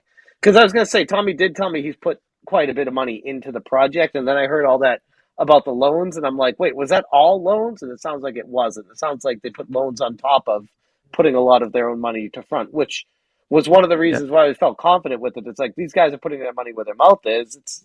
That's a lot of money. I don't care how much money you have. 240 is a lot of money to put into a unproven game system. So Pong Show, real Mm, quickly, I that's just the wanted to founder. let you know that I did do an open invitation on Twitter for any previous guest, and no one on the pro side responded. So it was available, but I didn't hear from anybody. Well, I mean, I'm technically pro. I'm just also a I was realist. gonna say, I was like, hold up, I'm not like anti Amico. Don't let what I'm saying like come off like that. I am riding this fence till my body splits in two. So That's great. Well, I think when they Well, say, I'm not anti-Amico either. I'm just critical. you're yes, just being a I just realist point out the about it. flaws. I think that's what it is. I mean, when people say, "Oh, you don't have the pro Amico people," it makes me think of the crew I used to associate with that completely blocked me that's because I started exactly questioning things. the quote unquote pro side has been linked to what people call the cult, right? The diehards who can't Hey, be I critical. didn't say it. You said it, not me. Well, I'm just saying what people call it, right? We've already Yeah, had a yeah. discussion about that. But so that's what's happened is you've had a small nucleus who have been basically fan service. Basically they're similar to the president's press secretary, just telling what they heard and not giving a lot of critical thoughts. And so when they say where's the pro side, that's what they're talking about. I don't want this thing to fail. I have people who want this thing to come out, friends who want this thing to come out, but my smoke alarm has gone off over and over and over on this thing, and I'm concerned about the investors and I'm concerned about people losing money. NSG, nobody in this chat wants it to succeed more than me. I promise you that. No, nobody in this at least this call right now. As a investment for myself, I would be ecstatic if it was successful. So I don't I get it definitely, twisted. I'm just being realist about it. I would love it to succeed. I've said before, when I first heard about it, I was interested in porting my first game onto it. And if it comes out and succeeds now, I'd be happy to do that. I think it'd be a perfect fit for it. Well, real quick. Speaking of investments, since Smash did invest in the Fig Republic, did you guys see anything from the physical game sales? Because there was always a speculation whether or not. Oh no, they never gave any numbers to me. No. And let So you me. guys didn't get I heard no there was money a way. back from that. I heard there was a way to to get the numbers like on the website. If you like put an order of like 99999, it would say how many are left. I think that's what people were doing, but they removed never. that. They changed it. But But no, they but I'm never. talking about actual money, like money back. Like they Yeah. said, hey, we Oh, sold no, a bunch God. of games. Here's No. some money from your investment. Nope, nothing. And I wonder because I didn't even think about that, to be honest. I wonder if like the physical product is not counted as the digital games that were listed in the contract. Like I wonder if these might be separate from that. I don't know. I didn't even think of that. But no, I haven't Well, seen anything from it. yeah, Because it's with the interesting Slim Amico, because right now they're selling physical product, right? And unless you actually activate a game, it's pretty easy to say, "Hey, we just sold a box with a coin in it,and no games have been sold." Exactly. Yeah. Yeah. Well, because the Yeah, question based on is, the if they contract. pivot to a Slim Amico, would that now be a different product, and they wouldn't have to give you any money for that? I wonder how that would work. It sounds like that would be like a Smash is going to be on the class phone with his action lawyer law. after this call. Well, I was going to say that sounds like a class action lawsuit where people invest in something. They're like, actually, we're doing something else, and your money's gone. Well, if you look at Fig, not to worry you, Smash, but if you look at Fig, it actually says we are not obligated to actually make the Amico. No, I We can know. take I this know money exactly and what use you're it for doing. whatever we want. And I think that's where my frustration comes in. Is when I invested in it, I was literally under the impression that this thing was on the cusp of being made. Like that was 2 years ago. You know, like that's where my head was back then. So enough time has passed where I can't just sit on my hands anymore. I got to put them up and be like, well, I can't say what I want to say on this channel, but you know what I mean. Speaking of Fig, that to me that's the number one block to getting a sophisticated investor in the company. That revenue share deal would instantly turn off, nearly every investor, in my opinion. Yeah, think about this going on to Shark Tank. They'd be like, you already split the profits with how many people? With Exactly. no product? I mean, what? we had a company once and there was an angel investor and they got a 5% royalty. Now, this was on software only. And that 5% was hard enough to deal with just on software. They're getting 25% on software and 15% on hardware on revenue. Like some of your margins may only be 30%. So you're giving away half of your profit immediately. It's just crazy. To an investor, you just see that and think, how am I ever going to get my money back out of this? That goes to my prediction, which I haven't given. I don't think you're going to get an announcement this week, just because I studied their history. They have never done anything on time, so I don't think it's going to happen this week. Not only that, I would go ahead. I would just real quick. I would be beyond shocked if they don't. Not that I'm all that, but the video I made basically called them out. Phil Adam texted me after it and wanted to talk to me. I would be beyond shocked if he were to have reached out to me after I made a video calling them out, to have the audacity of trying to talk me off a ledge if they weren't going to come out with saying something.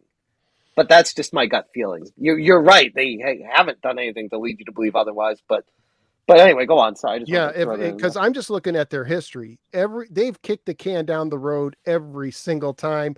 There might be a first time, and this could be it. So I'd be glad if they proved me wrong.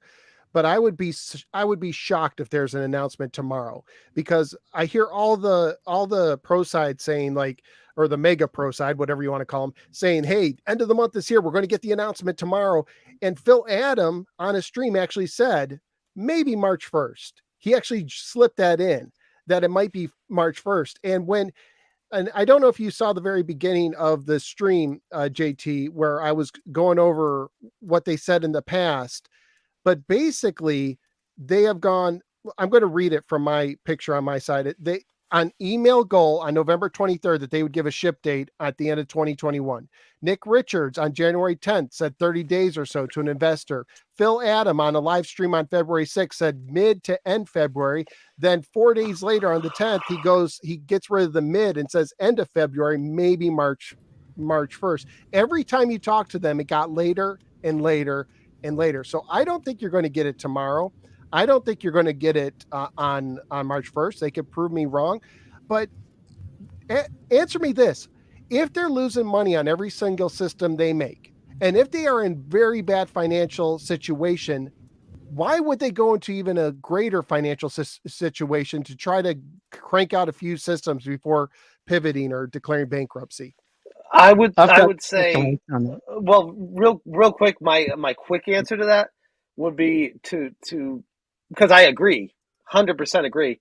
But thinking more about it, I would say they'd pump out a few, make a goodwill attempt at it, just so if they started getting like personally sued or people coming after them or anything, they could be like, look, we tried, we did everything we could, and it didn't work out. If they don't produce anything, then they might have like the feds coming after them. Like, what were you guys doing this whole time? Just taking money from people and nothing to show for it. There's going to be like an investigation. Like, what happened here? But anyway, go on. But yeah, I think Smash is right. And there's three avenues that could be a problem. We don't know for sure because we don't have the actual wording of the contracts, but the FIG agree. And now I'm not talking about the investors because the investors invested in FIG, and then FIG gives a bunch of money to Intellivision. There's a contract that's going to go along with that. It's not public, but if that contract has some kind of clawback in there that says if you don't release that console, you owe us all this money, or there could be some kind of penalties.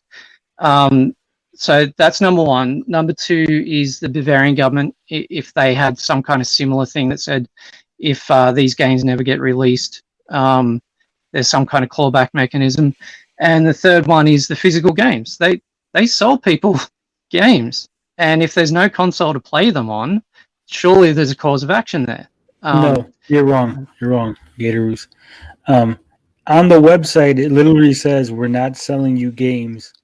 We're selling you physical products. They can say what they want. They can say that. Yeah, they can say what they want, but that doesn't count in a court of law. Maybe if not the product in Australia, but in the US, they'll be like, buyer beware. Tony, trust me, I've kind of been talking in the chat, so I wasn't really paying attention to the conversation. But if you're talking about physical games being a scam, I think that I can make a very compelling argument that they 100% were a scam and they 100% misled people who purchased them.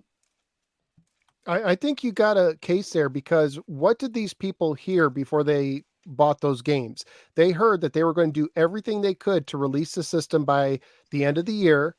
And then, a month or two later, then they sell the physical product, and they don't bother saying anything until well after they already went through their initial sales. Which also another scammy thing is they emailed people 2 times saying, we're almost sold out of this. We're almost sold out of this, which they weren't.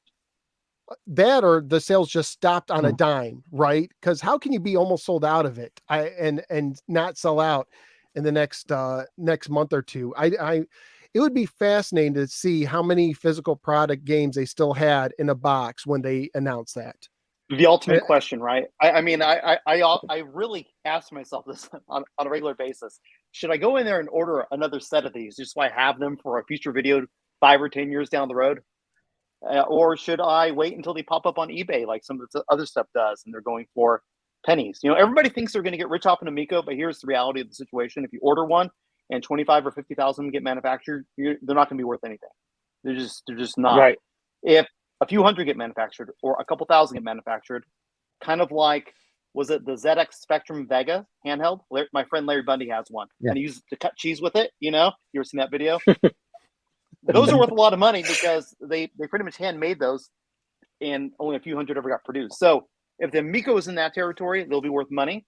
If the Amico is not in that territory, they'll never be worth money. I mean, and I can go right on back to my good friend the Gizmondo, which I absolutely love and adore. But they made 25,000 of these things, and they're starting to go up in value now. But we're getting close to about 20 years, that these things have been on the market at this point, and it took almost 20 years for them to be worth more than what they cost when they launched, and they're still not quite there at this point. Yeah, I would be, because Smash, it sounds like when Tommy talked to you, like you kept saying, like the Amico just needed a last little bit of cash to get out the door. Like everything's set. We just need, just a little bit of cash. When they've given these release dates or goals, when they said we're going to do everything to do it by the end of the year, what exactly needed to be finished before that time? What still needed to be done? When they said they were on the launch pad, what needed to be done? They never came out and said it. The only thing I ever heard Tommy say was in a Nintendo Life article when he said, we need 4 parts. Well, how long does it take you to get 4 parts? Are we still waiting on those 4 parts? So it really does feel kind of scammy or misleading at best. There's so much that's come out since then that wasn't done or ready or finished that it's not like, what do I think they needed at that point? It's clear there was a lot. There was a crap ton of stuff that needed to get done first. And that was very disappointing to me to learn that way after the fact, when I was just like taking someone's word for where they were at and playing it myself, but then looking back at when I played it, how like there were some stuff that was like skipped over, just like, oh, we're working on that, don't worry, but it's just like a quick fix, or this version of the Amico is not the latest firmware. That's John Alvarado's working on the latest one, and he has it on hooked up to his computer. He's getting it all set up, so we got to use this one while you're here to play. So it doesn't have the at the time, like the menu functionality working properly. He's like, but the other one does, and that kind of stuff. And that was like 2 years ago. Now the menu is working properly.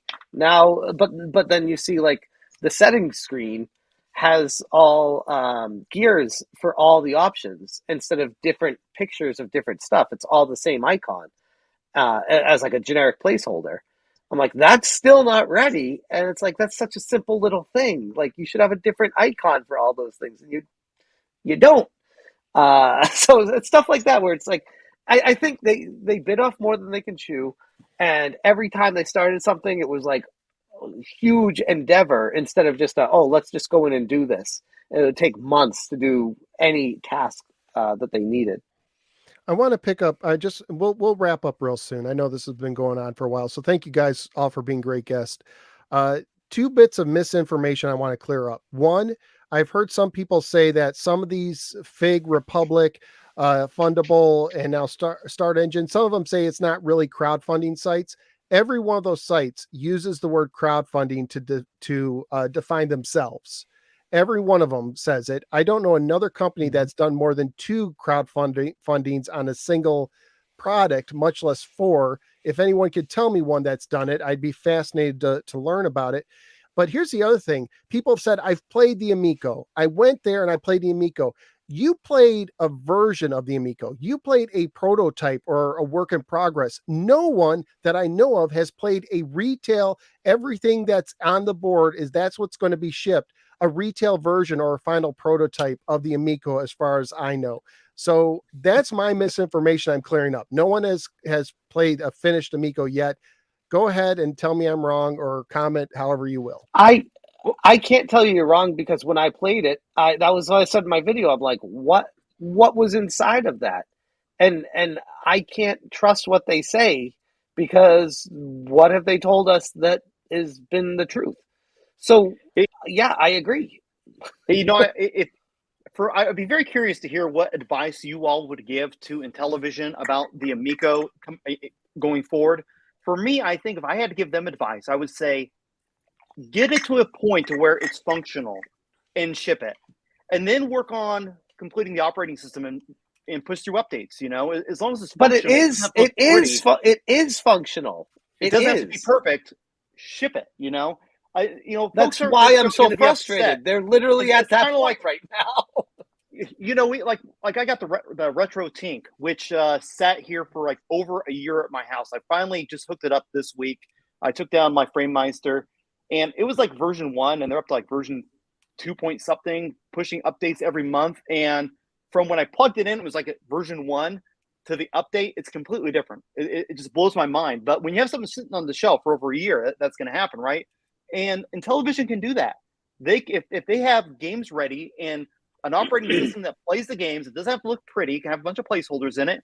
You let people know, and you ship it. It doesn't have to be perfect. You can perfect it later on, and gamers will understand, But if you're wanting to ship a product and you're pretending like you're Nintendo, you're not Nintendo. It's not going to happen. It's Jovi, never that going to work out. like what you're saying right now is exactly what the problem is. Like, that's what we're talking about. Like, it is ready, and they're not making it. Like, that's the problem here. But I don't think it is ready. understand how to get there. It's not You don't ready. think it That's is the ready? problem. What They do you said the think back needs to get end done is on ready. it?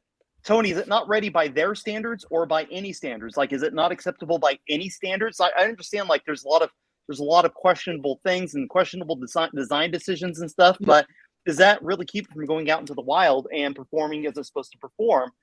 Or The backend may prevent that. Yeah, you So not the can't. console, but the cloud backend.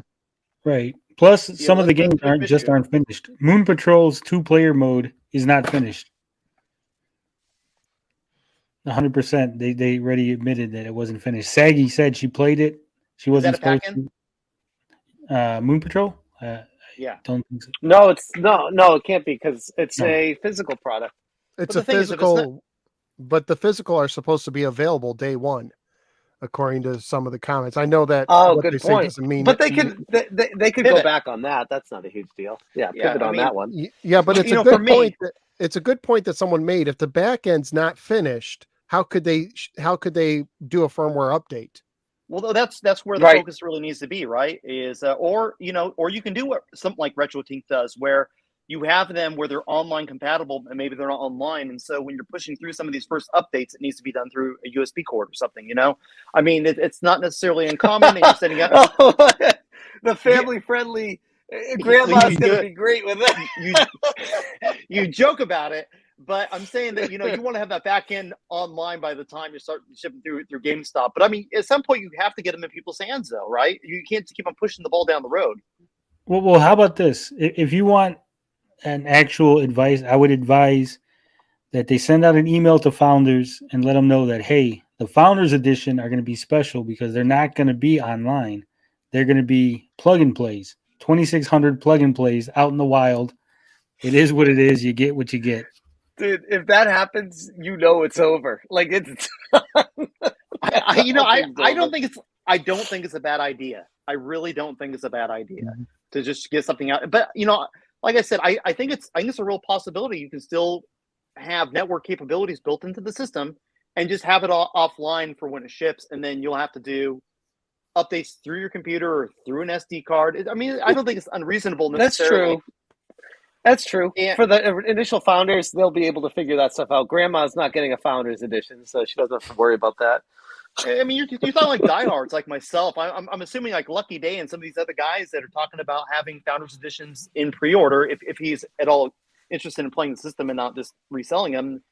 I'm positive that everybody who is interested in the founders is capable of updating the device through a USB cord or through an SD card, and it gets systems and games in people's hands, and it allows them to start using the public as a way of beta testing essentially the platform. Because let's be realistic, they don't have the money to hire a proper testing team.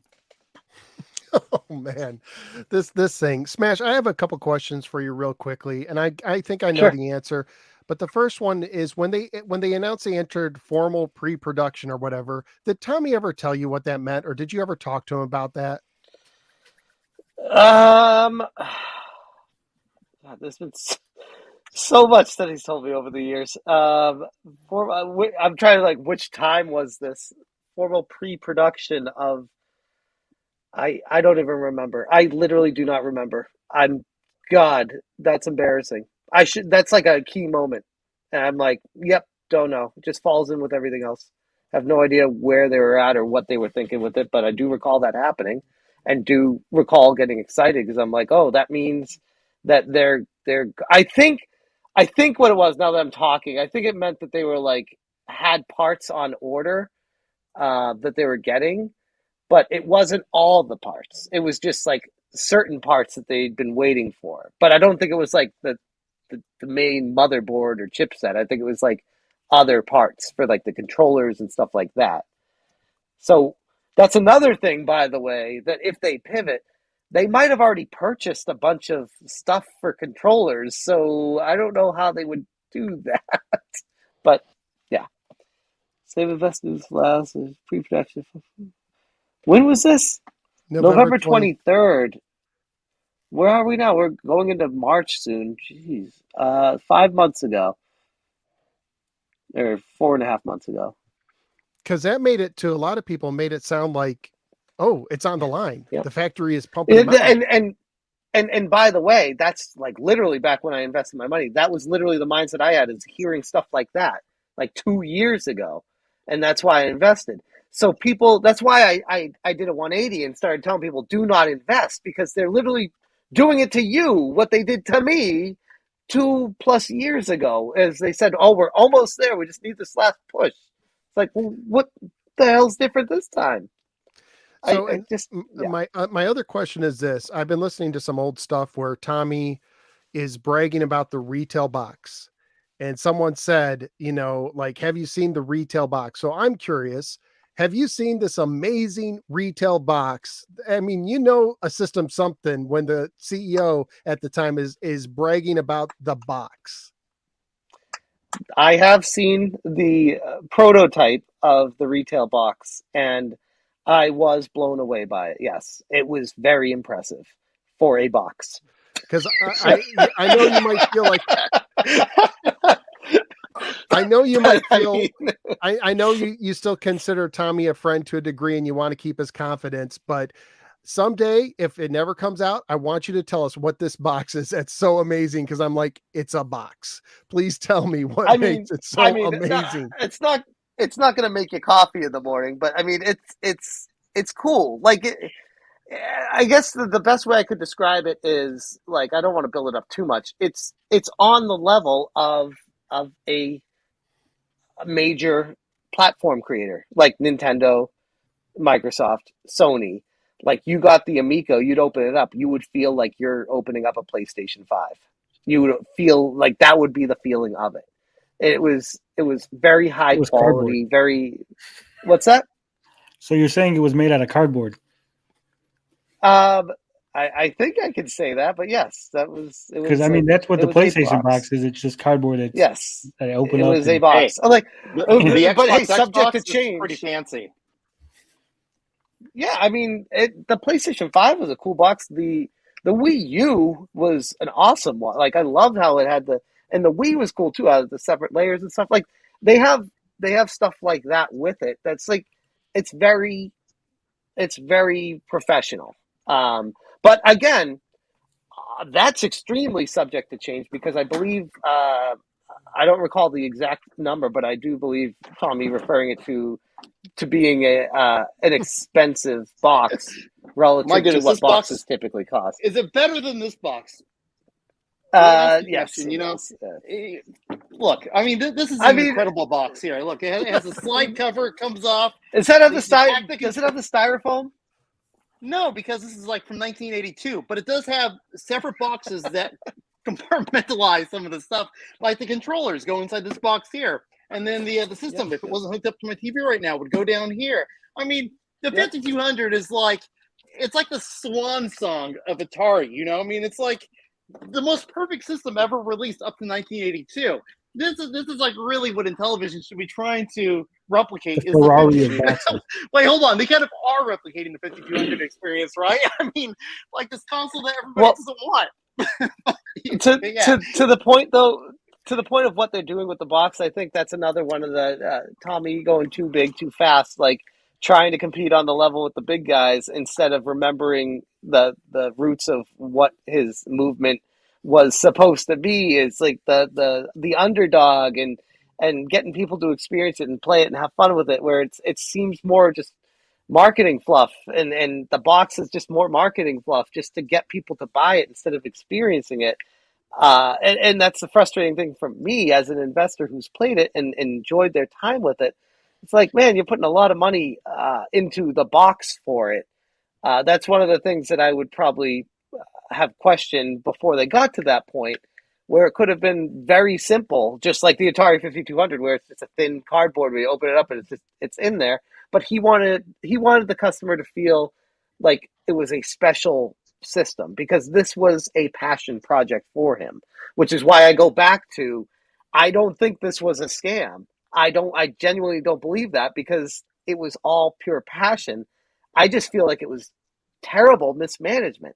And that's equally as bad, by the way. I don't want to make it sound like one's better than the other. They both are really. You don't want either one of those to be associated with you. But that's yeah. Does that answer your box question?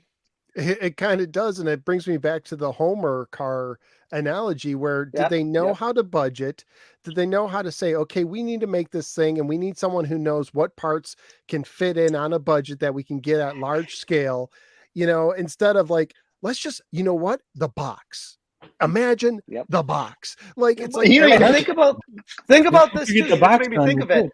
good. When they're making these individually in America, those boxes are going to cost so much money because if you're only going to buy like 500 or 1,000 or 2,600 boxes as opposed to like 100,000 boxes, that is an enormous cost compared to just buying in bulk.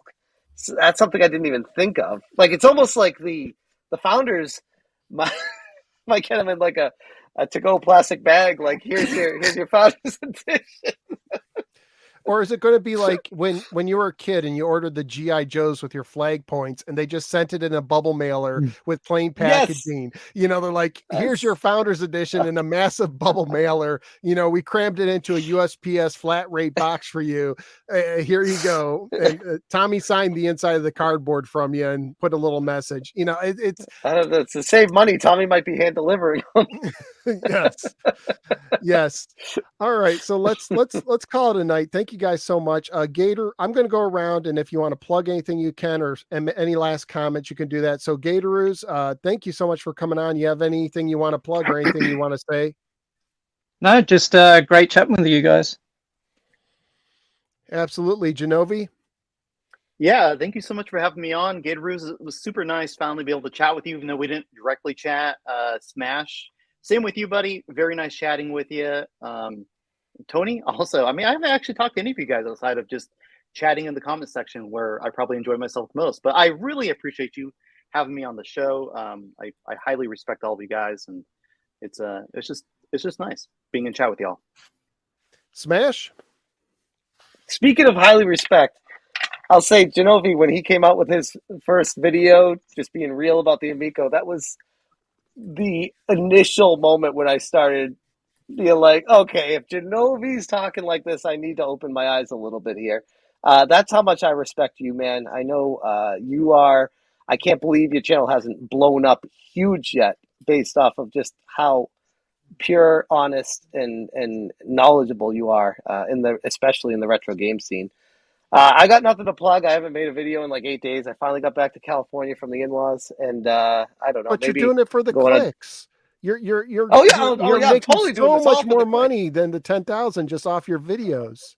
Oh my God, yeah. That was the funny thing, by the way. When I made those 3 videos, I started getting comments like, "Oh, you're just doing this to get attention and clicks and to grow your channel. Your channel's been dead for months until you did this." And I'm like, "All right, I'll show you that I don't care. I won't post a video for 8 days. How about that? I don't care. I literally did it because I wanted to. If I have a passion to talk about something, I'm gonna do it, and that's why I love YouTube. It's not scheduled. It's what you want to do when you want to do it, and I mean that's where I'm at, and I respect the hell out of you guys, and thank you for having me on as well. Yeah, and I'll say this, and then we'll get to Tony. I think all of us, it's not about the clicks. This is video game history, and this is Mm-hmm. interesting. This is fascinating to talk about and explore, whether you think it's a good idea or not. There's just something 100%. I haven't seen anything like this since the Chameleon, and in ways it's bigger than the Chameleon because how much longer it's lasted, and the circus has just gone on and on. Well, And I the think what's circus, really by the way, interesting sorry. about this. Oh, God. I was gonna say what's really interesting about it, at least from my perspective, is I have like this deep fascination with consoles that have failed. And this is a train wreck happening in real time with an amount of transparency that's just, it just doesn't exist for anything else that's out there that I've ever researched or studied. And I think it's really impossible not to pay attention to what's happening when you're kind of already in that space, covering that kind of topics on your show. And I think it's really interesting that people go after Smash for the financial end. Like a channel with 10 or 20K subs is really making any kind of money that's getting anybody ahead in any kind of way. Oh, come on, Smash. Genovi. You know, as a YouTuber, we're making like $500,000 on each video. You know, I spend more money by far, probably 10 times more money on a yearly basis producing my show than it brings in. But I mean, I don't really care about the money at all. I just do this because I have a deep passion for it. I think Smash does it because, you know, obviously, we all want views, we want clicks, we want the interaction. But, you know, I think when you're like constantly pushing out stuff and you kind of realize that you're never going to get to like that 500K sub mark to where it's really bringing in the dough, that it has to be passion driven, whether it's putting out produced videos or just having discussions where you're actually engaging with people, and that is in itself very fulfilling. That's a part that I really appreciate, and I think that's probably the same for Smash, and I assume it's also the same for Tony. Well said. And just real quick before Tony goes real quick, just to piggyback, I would be concerned about the future of any video game system trying to be crowdfunded after this. Like the Coleco Chameleon, we thought it was like, oh, that was like a flash in the pan. The Ouya came out and it kind of just like fell flat. And now there's this. And it's like that's the unfortunate thing, because if there was a console that had a great idea, it might be killed off before people even give it the time of day. And that's something that frustrates me about this situation and the situation that it's put itself in. But Tony? Anyway, Tony. Well, I don't know how I could follow all of that, telling us do it for the passion and not the clicks, but you could find us on anchor.fm now, because Gabby with Geeks. Clicks, Tony, just not the money. For the clicks, yes, we all want the clicks. And Tony is the authority. I do love the clicks, and I've expanded to be on anchor.fm. You can find us now in podcast form, Gabby with Geeks. And we're going to be doing more roundtables, more fun. We were stream sniping Saggy last night. We watched Smash JT's video on Revenge of the Bird King. I mean, so we're just here to have fun. We're here to have a good time. That's an oldie but goodie. I forgot all about that one. So again, thank you all. I want to say thank you to the chat. This has been a very civil chat. I don't know if you guys have been watching, but I've been very blessed to have some pretty good chats. Not a lot of toxicity, because again, toxicity happens when gamers stop talking about this stuff, when they refuse to listen and do name calling instead. So, I'm all about, let's just have a discussion. Like I said, I don't think we're going to hear anything this week. I would love to be proved wrong, and I don't think it's coming out. I don't see the money in it, but who knows? Maybe Smash will talk to someone in Dubai and we'll have some of that Middle Eastern money poured into where are they at now? Delaware, officially into Delaware. And maybe, I want lucky. I want people to get their systems if they pre-ordered it and they're looking forward to it. But anyways, guys, thanks for listening. We will talk to you later.